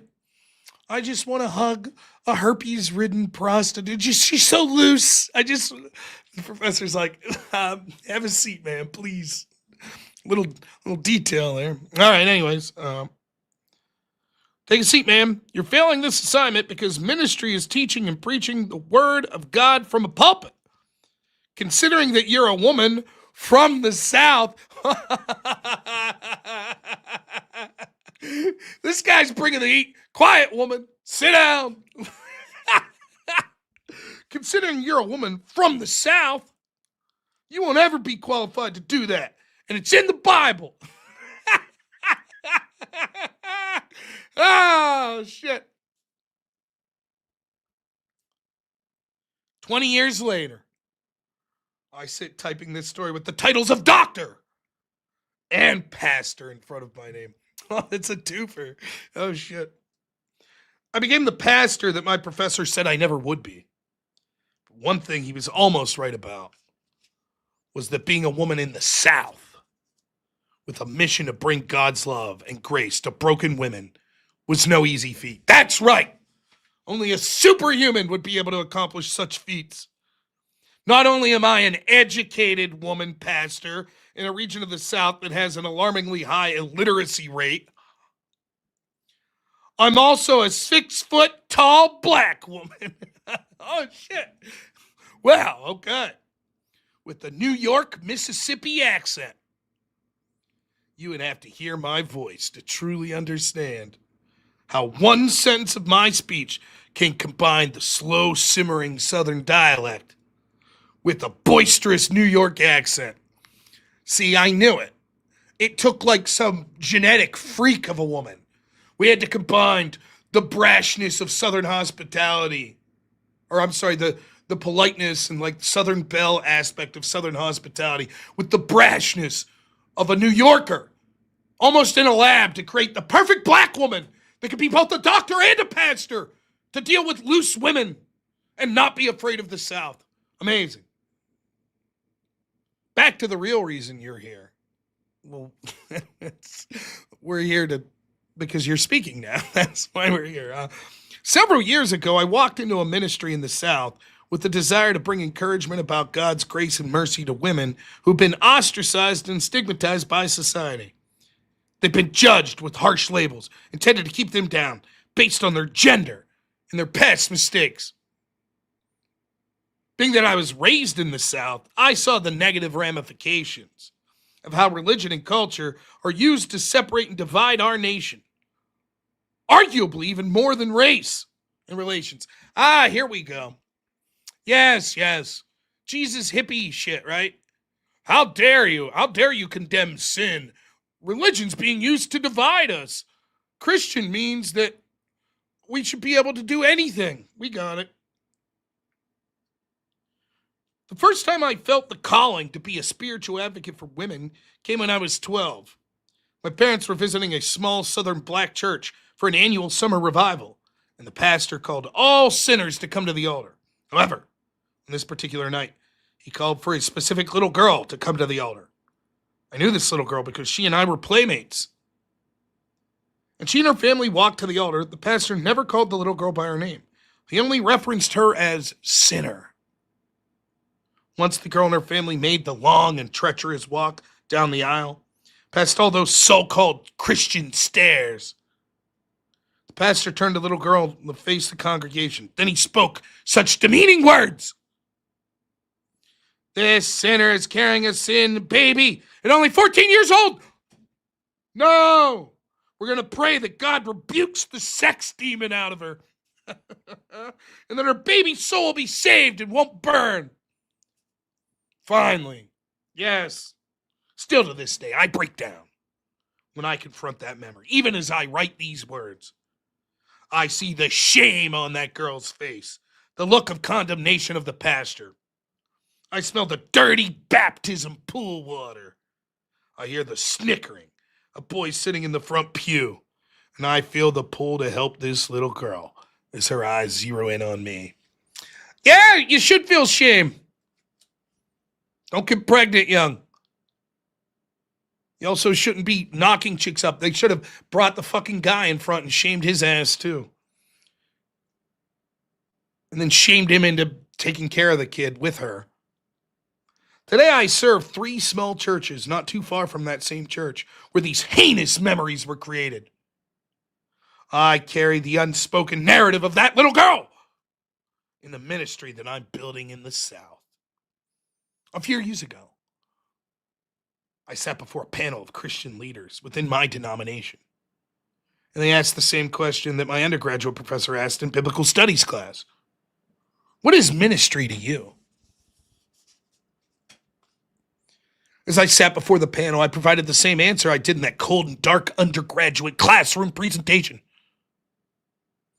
I want to create a space of love for the women who have been ostracized from the church because they're labeled unworthy, loose, and filthy, unsaved, and troubled. I want to walk the streets with the prostitutes to tell them that they are loved. I want to hug the diseased to remind them that love is a contagion, not their disease. A white woman on the panel. A white woman? Doesn't she know that a black woman is speaking now? Come on. A white woman on the panel told me that these kinds of women, or those problems, did not exist in the South. I was told to go build my ministry in a larger city that has issues because ministry was for the pulpit in the South. These words cut just as deep as the words of that professor 15 years ago. But because of the face of that little girl and the many women I've encountered who have been labeled and judged because of their past mistakes, I cannot move. I cannot give up. And I cannot see my gender or race as something bad or shameful. I'm 6 foot tall, educated, Southern, beautiful black woman advocating for women of color in the South in areas where they're labeled as unworthy.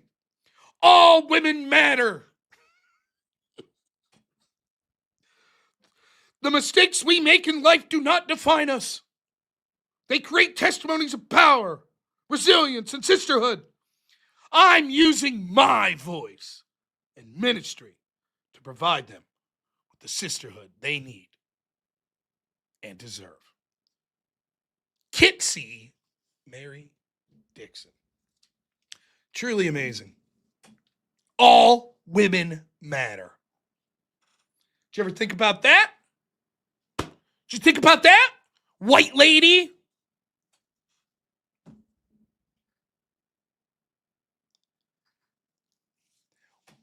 One of the things that is the funniest about is how fake all this shit is.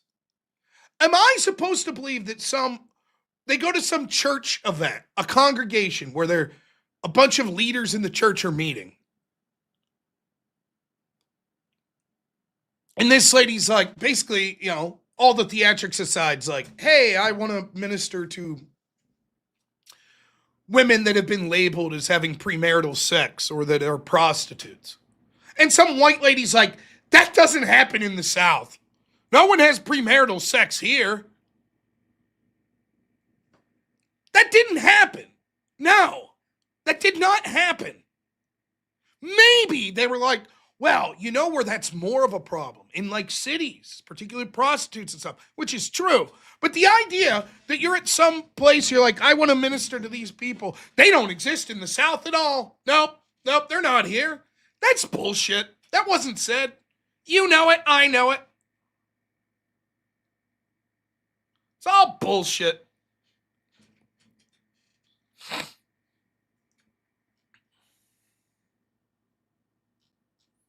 Maybe it's because she's white. Maybe that's not an issue in the white community and only in the black community.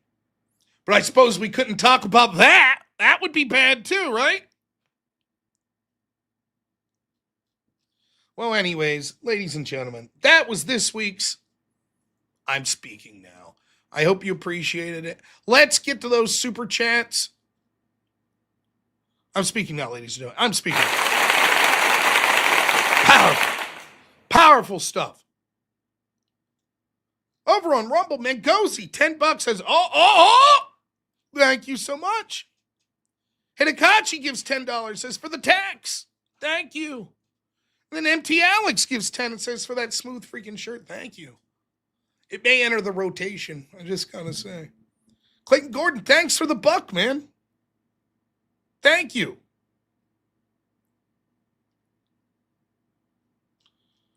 All these stories, they're always like that. Like, I was in the church class, and I was like, I'd like to help prostitutes. Shut up and sit down. Black woman, sit down. You're black and a woman and from the South. Shut up. It didn't happen.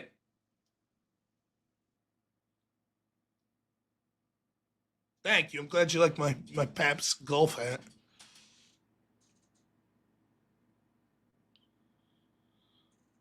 Feel the shirt's gay. Fuck you! That's all right. We all have opinions.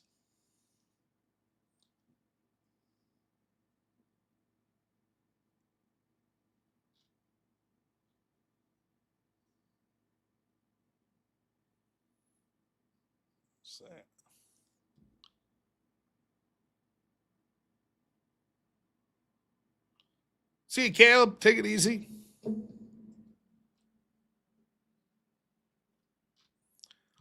Well, I suppose it's Sunday. It's a lazy Sunday. Beginning of the week. People getting up for work tomorrow. I got a big week coming up. So we'll start to get to the whip portion of the show. I hate this part. But bag's doing okay. It really is.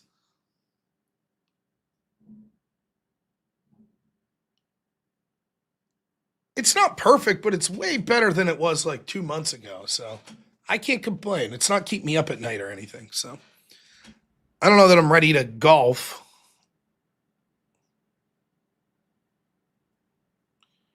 Now, as it stands, we actually have no shit-ass whip songs lined up.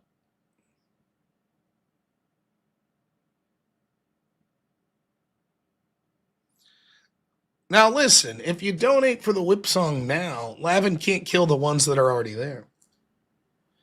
Carrion, $5 says, you and your buddy getting Destiny to rage quit after calling him out and using AI in his chat was gold. Yeah, I honestly don't give a shit if you're using AI, personally. I know it's a big pet peeve people have. It depends on how you use it. It could be something that's unethical. Certainly true. But if you're just using it like you would a search engine as a place to start, there's no problem with that. The problem is, he flipped the fuck out and blacklisted me because I used AI. Unlike him at the time, I was working full time, did a 13-day stretch at work, and told him straight up I haven't had time to really research. But Black Wall Street, thanks so much. Big fan, new sub, becoming Catacombed Ortho. Thanks to Jim Bob. Ordered Brill cream for the church. Good for you, man. Congrats. Congrats, man.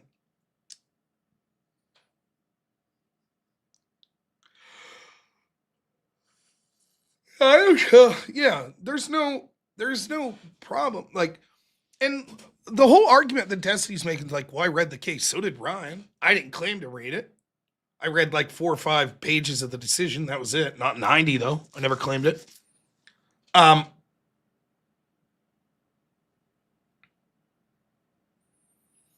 even if you read it, it's like to recall something. Yeah, you might want to look at,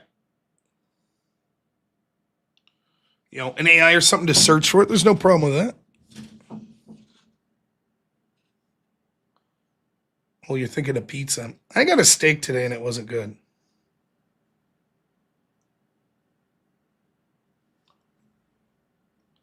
I ordered it medium rare and it came completely bloody and cold.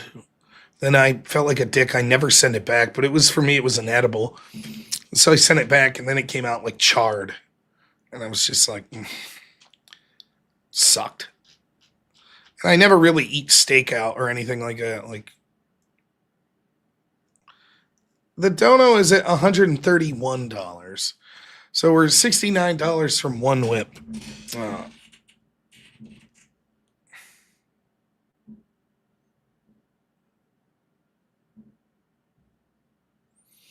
Yeah, that's what I get for inhaling cigars. True. I know. I should have known better. I should have known. Carrying again, $5. Thank you. Says it's just funny to see competent debaters like you and Andrew point out people like Destiny, Parker, and Dean using chats and AI and faux intellect. Well, that's it. I've said this about. I was at Longhorn Steakhouse. I said this about Destiny like in the last one-on-one debate I did with, and he didn't deny it. I was like, Destiny, I know when I'm debating you, it's me versus you and the 4,000 people in your chat. Fine by me. I don't give a shit. We know that's what you're doing. We know that your lawyer friends are messaging you. We know that your chat's telling you what to say. Fine. I don't give a fuck. But don't act high and mighty that you're somehow, I did.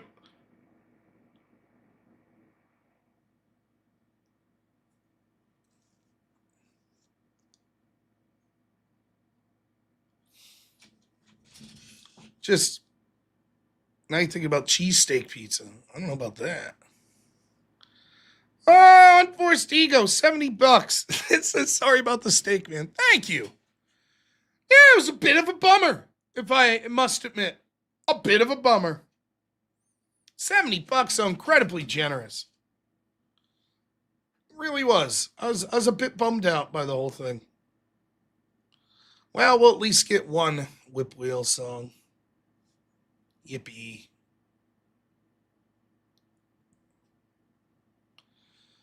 Let's make it not the worst one, right? That would be nice. Can we do that?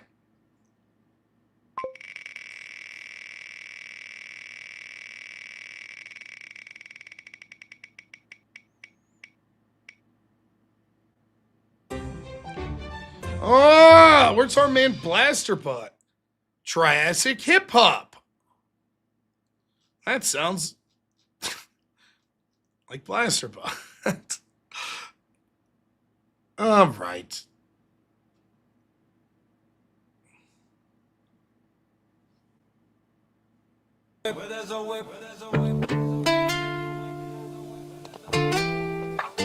Where there's a whip, there's a way. There's a way, there's a way, there's a way.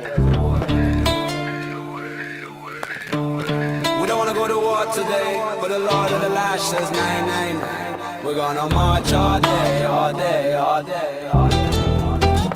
Where there's a whip, there's a way.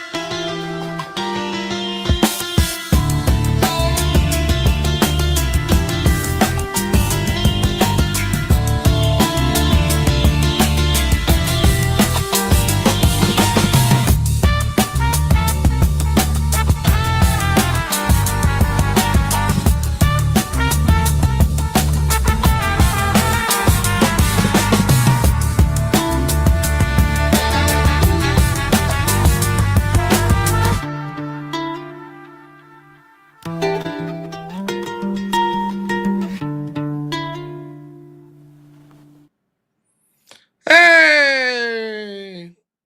Look at this. The always generous and sadistic Wade Boggs. What a great man. $100. As Lavin told me he wanted to hear 3 whip songs because no one just doesn't do it for him. Because one doesn't do it for him anymore. Unbelievable. What a legend. $100. That'll show Lavin. Thank you. And then Dustin Worthington, $5. It's truly amazing. Great show as always. If you need any help before campaigning in North PA, Pennsylvania Grand Canyon, let me know. God bless. Beautiful. Pennsylvania Grand Canyon is beautiful. Yes, thank you, man. I appreciate that. I plan on talking to some people this week, actually, to see what I could do to help. Mangozi, $10 over on Rumble says, we're going to make the way for Rob to get a medium rare steak at medium rare. I don't know. It was the debacle. All right. 2 whip songs coming up for our man Wade Boggs.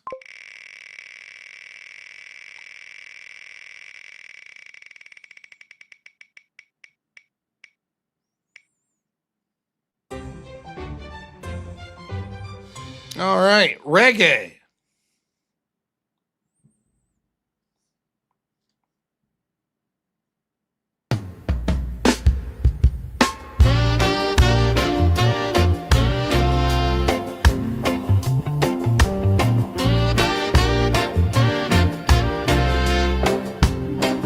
Where there's a whip, there's a way. Where there's a whip, there's a way. We don't wanna go to war today. The Lord of the Land says, nay, nay, nay. We're gonna march all day, all day, all day, all day. Where there's a whip, there's a way.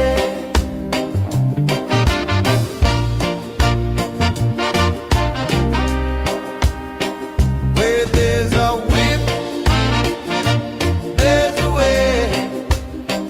Where there's a whip, there's a way. Where there's a whip, left, right,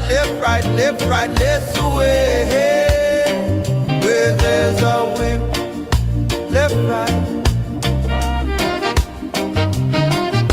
A crack on the back says we are gonna fight. We're gonna march all day and night and more. For we are the slaves of the dark Lord's war.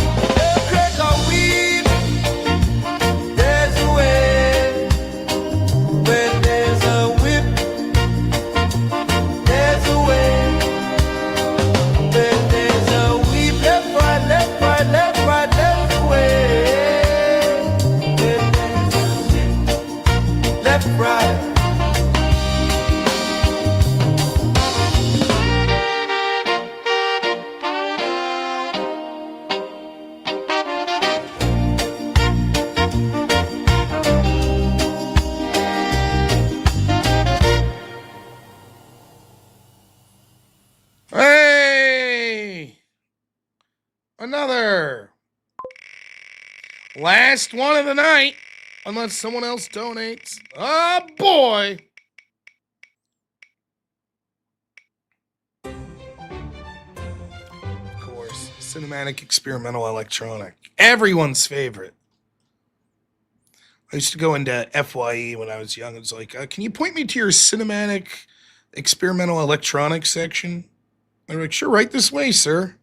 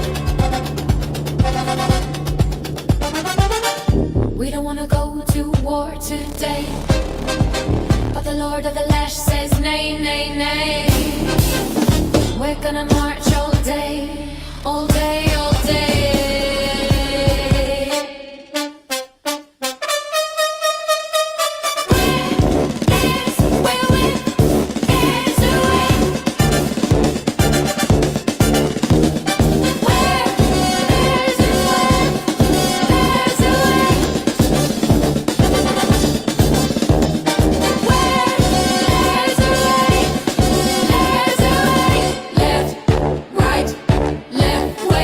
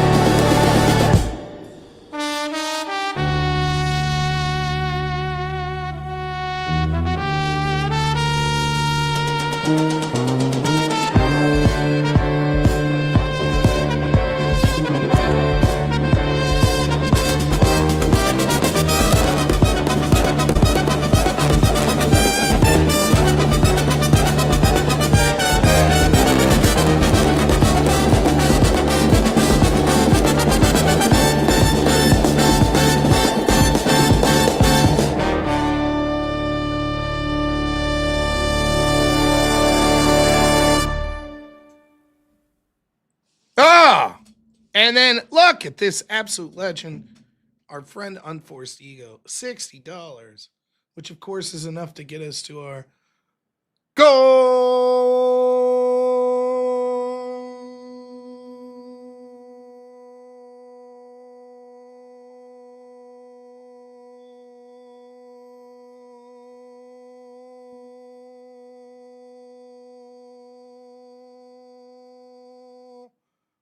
Unbelievable. Thank you, Unforced Ego.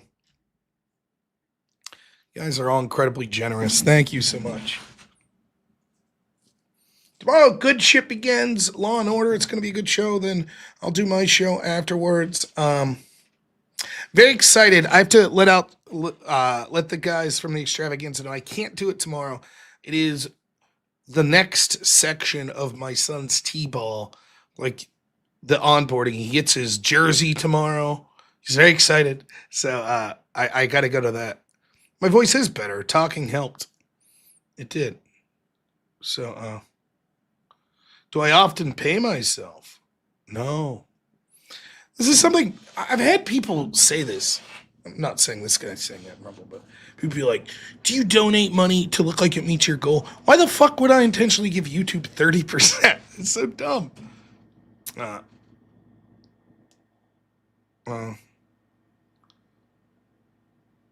Yeah, this fucking, more celery. It sucks. Sorry about the language. It sucks!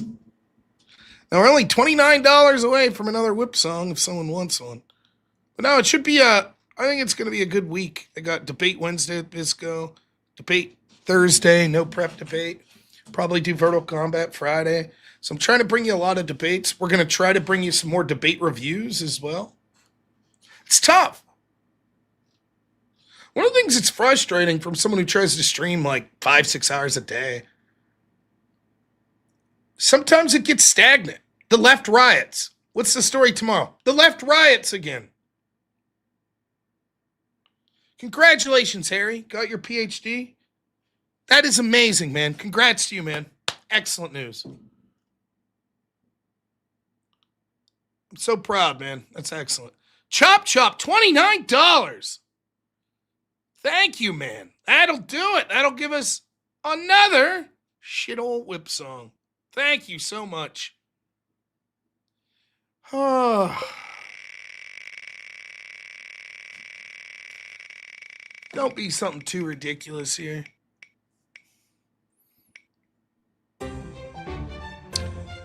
I swear this one comes up every night. Uh-oh, what did I just do? There we go. That was no good. 1920 scat.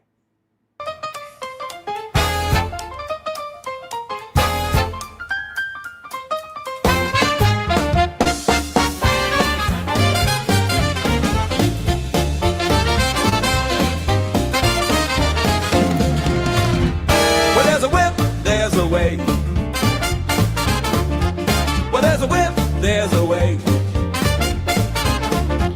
We don't want to go to war today, but the Lord of the land says, nay, nay, nay. We're gonna march all day, all day, all day. Where's the whip? There's a way. Where there's a whip, there's a way. Where there's a whip, there's a way. Where there's a whip, there's a way. Where there's a whip, there's a way. Left, right, left, got a way. Left, right, there's a way. Left, right, left, right, left. Where's the whip? There's a whip, there's a way. A crack on the back, still gonna fight. We're gonna march all day and night and more. But we are the slaves of the dark Lord's war.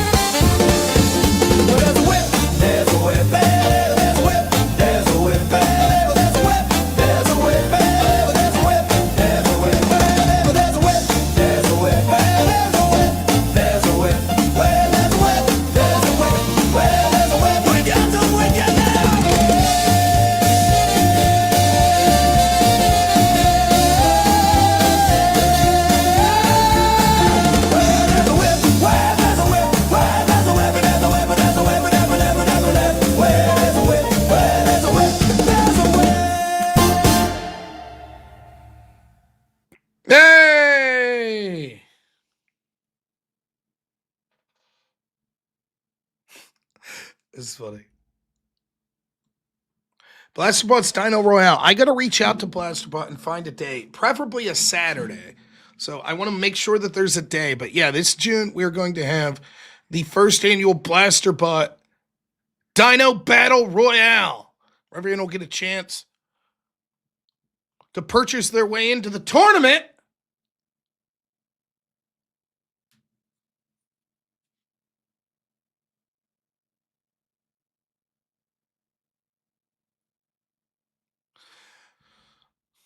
Talked about the green card thing. We talked about that earlier. Hassan getting banned from the UK. Who gives a shit, right? Hassan's, the more important news was actually him being charged.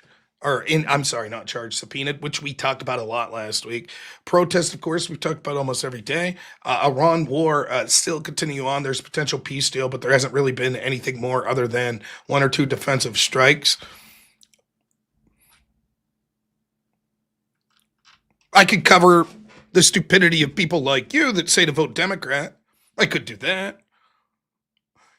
People like you that tell me about how I need to lose weight, that's too cowardly to put your own face out there, that deigns to give other people suggestions. Could talk about that.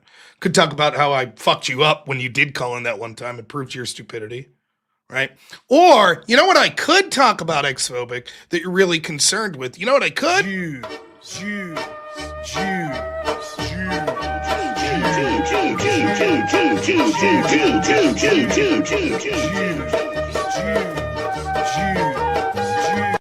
Now I'm good. Now I'm speaking the truth. Suppose I could talk about that as well. But why don't you start a show and show me how it's done, huh?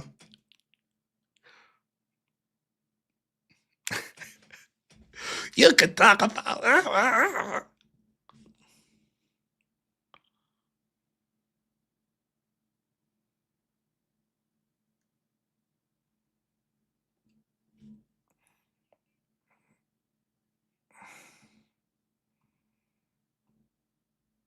Okay. Just clearing some stuff out. Dude, you said there's nothing to talk about. Yeah. I didn't say there's nothing. I said one of the things that's difficult is a lot of times the stories become very similar. Right? Like, they're rioting again. It does. You try filling 6 to 7 hours a day, every day. That's why I try to do a lot of debates, try to cover different topics, etc. Chop, $5. Thank you. Says I pushed on a Discord message for Rob thread for you. Some bracket sites to help you manage the tourney. Also to do a small discount Cash App entry. Not bad. Yeah, I'll check it out, man.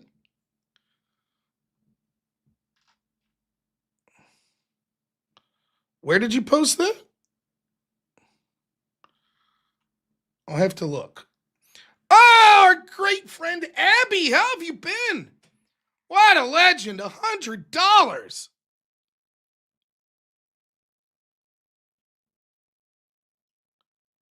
Thank you so much. Really appreciate it. Thank you so much. Well, that's 2 more. Oh, boy.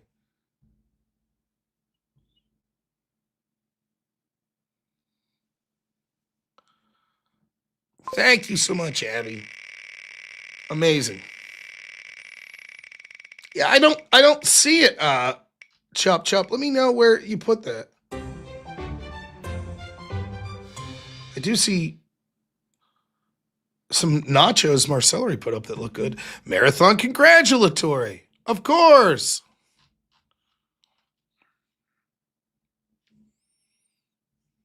There's a whip. There's a way. Where there's a whip, there's a way. We don't want to go to war today. For the Lord of the land says nay, nay, nay. We're gonna march all day, all day, all day. Where there's a whip, there's a way. Where there's a whip, there's a way. Where there's a whip, there's a way. Where there's a whip, there's a way. Left, right, left, right, left. Where there's a whip, there's a way. Left, right. A crack on the back says we're gonna fight. gonna march all day and night and more, for we are the slaves of the Dark Lord's war. All right. One more.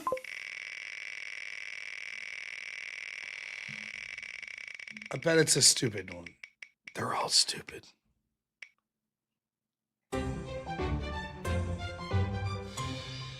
Gregorian.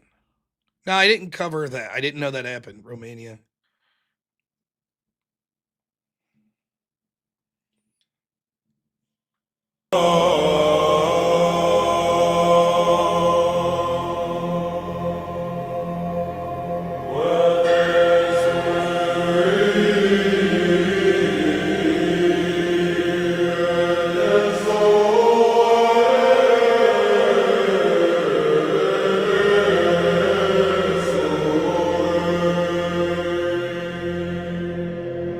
We don't wanna go to war today, but the Lord of the light says nay, nay, nay. We're gonna march all day, all day, all day.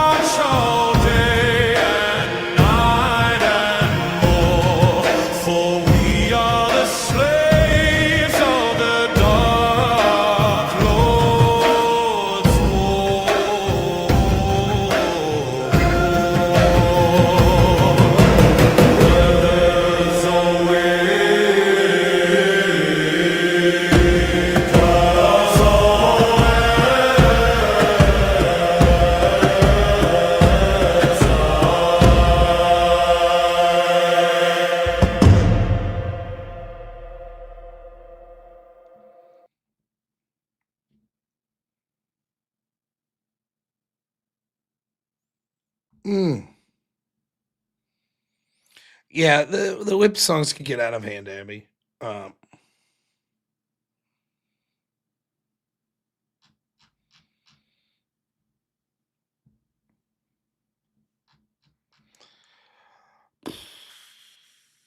Well, folks, it's been a great night.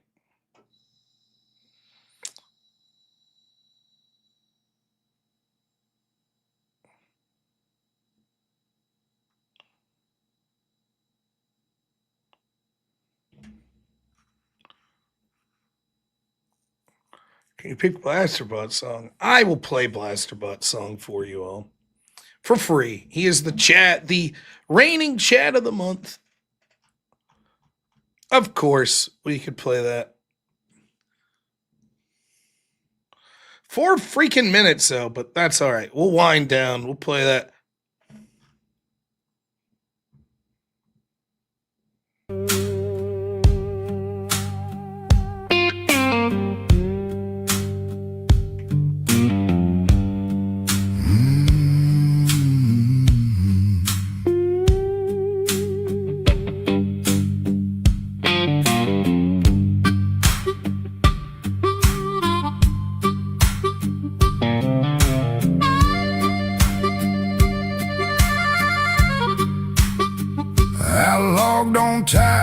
screens all dim. Then Blasterbot rolled through my stream. He dropped them gifts like a summer rain. Made my old chat room feel brand new again.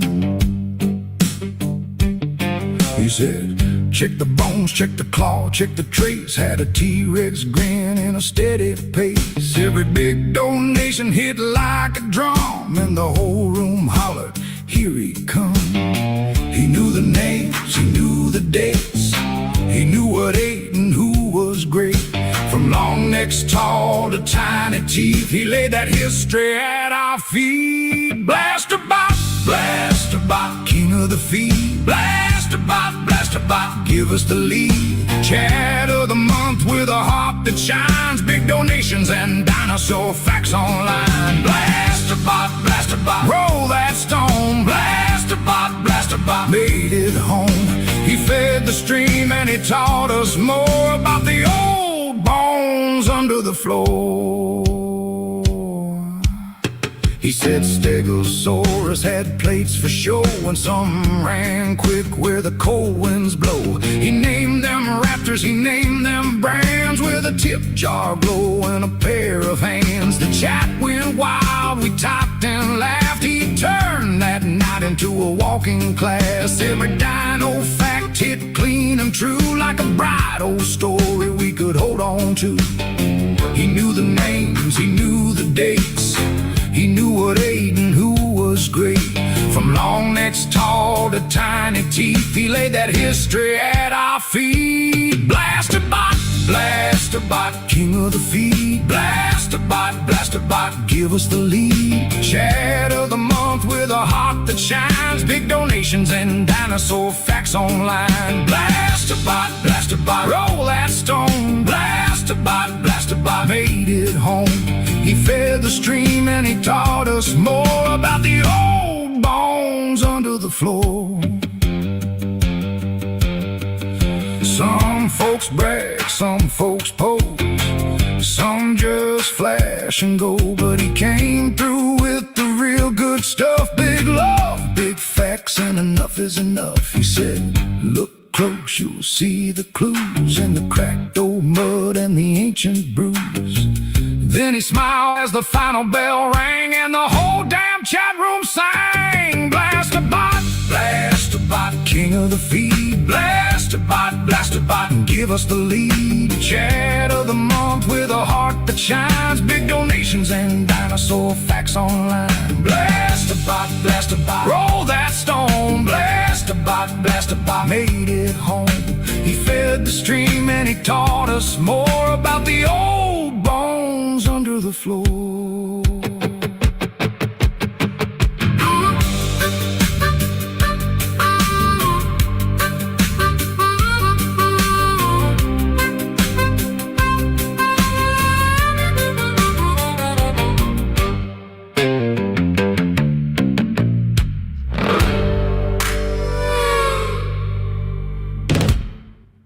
There we go. Our chat of the month, Blasterbot. All right. Well, that's going to wrap it up unless anyone else has any donations tonight. Yeah, the Blasterbot song, pretty bad. A little long for my taste, but pretty badass. I will be back tomorrow. You guys will see me here, 8 o'clock, Law and Order, with my friend Ryan Mullally. There's a lot of legal topics to talk about, in addition to the riots that'll no doubt be ongoing. So we'll be talking about some of that. Should be a good show. Got a big slate of shows lined up this week, so I appreciate all your support. I want to thank my editor, Black Elk. Thank all of my wonderful moderators. Thank you so much to everyone who donated, everyone who chatted, everyone who liked, everyone who subscribed, and everyone who just watched. I appreciate you all. Thank you so much. We're going to read over to Teriak. I think he's reading some Plato right now. Either the Greek philosopher or the fun colored dough that you can make look like food, but you're not supposed to eat. You be the judge of that. Yeah, there's a Discord for this channel. I'll put that up for you. If I can find it.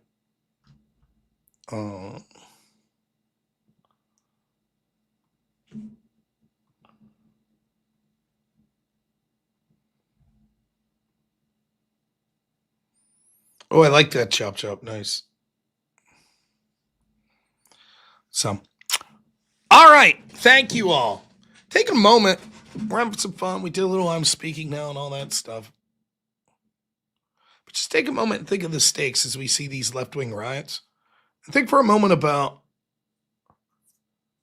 Charlie Kirk, how he's assassinated, mocked, his family mocked, with almost no consequences from the left. We talk about Graham Plattner and the extremism. That is who the Democratic Party is now. Never forget what the stakes are. Why it's so important to keep pushing ahead. So take a moment and think about Charlie. Say a prayer for him and his family. Never forget those stakes. All right. I will see you all tomorrow. Enjoy this rate of Teriak. As always, have a good one. Only in America is it possible to say, you know what, I don't like the way the country is going, and to do something about it. Take that risk. Take that leap of faith. Stay involved. Trust God and act obediently. Romans 12:2 verse. That God will use all things for good for those who love him. It's bigger than you. I want you to remember that. It is bigger than you. It's bigger than me. You are here to make somebody else's life better, the pursuit of liberty and freedom. You know what gives me strength? The hundreds of thousands of you that say, Charlie, keep going. 1 Corinthians 5 and 15. So that's all pretty amazing evidence, not just intra-biblical evidence, but extra-biblical evidence that Jesus Christ was a real person. He lived a perfect life. He was crucified, died, and rose on the third day, and he is Lord and God of all.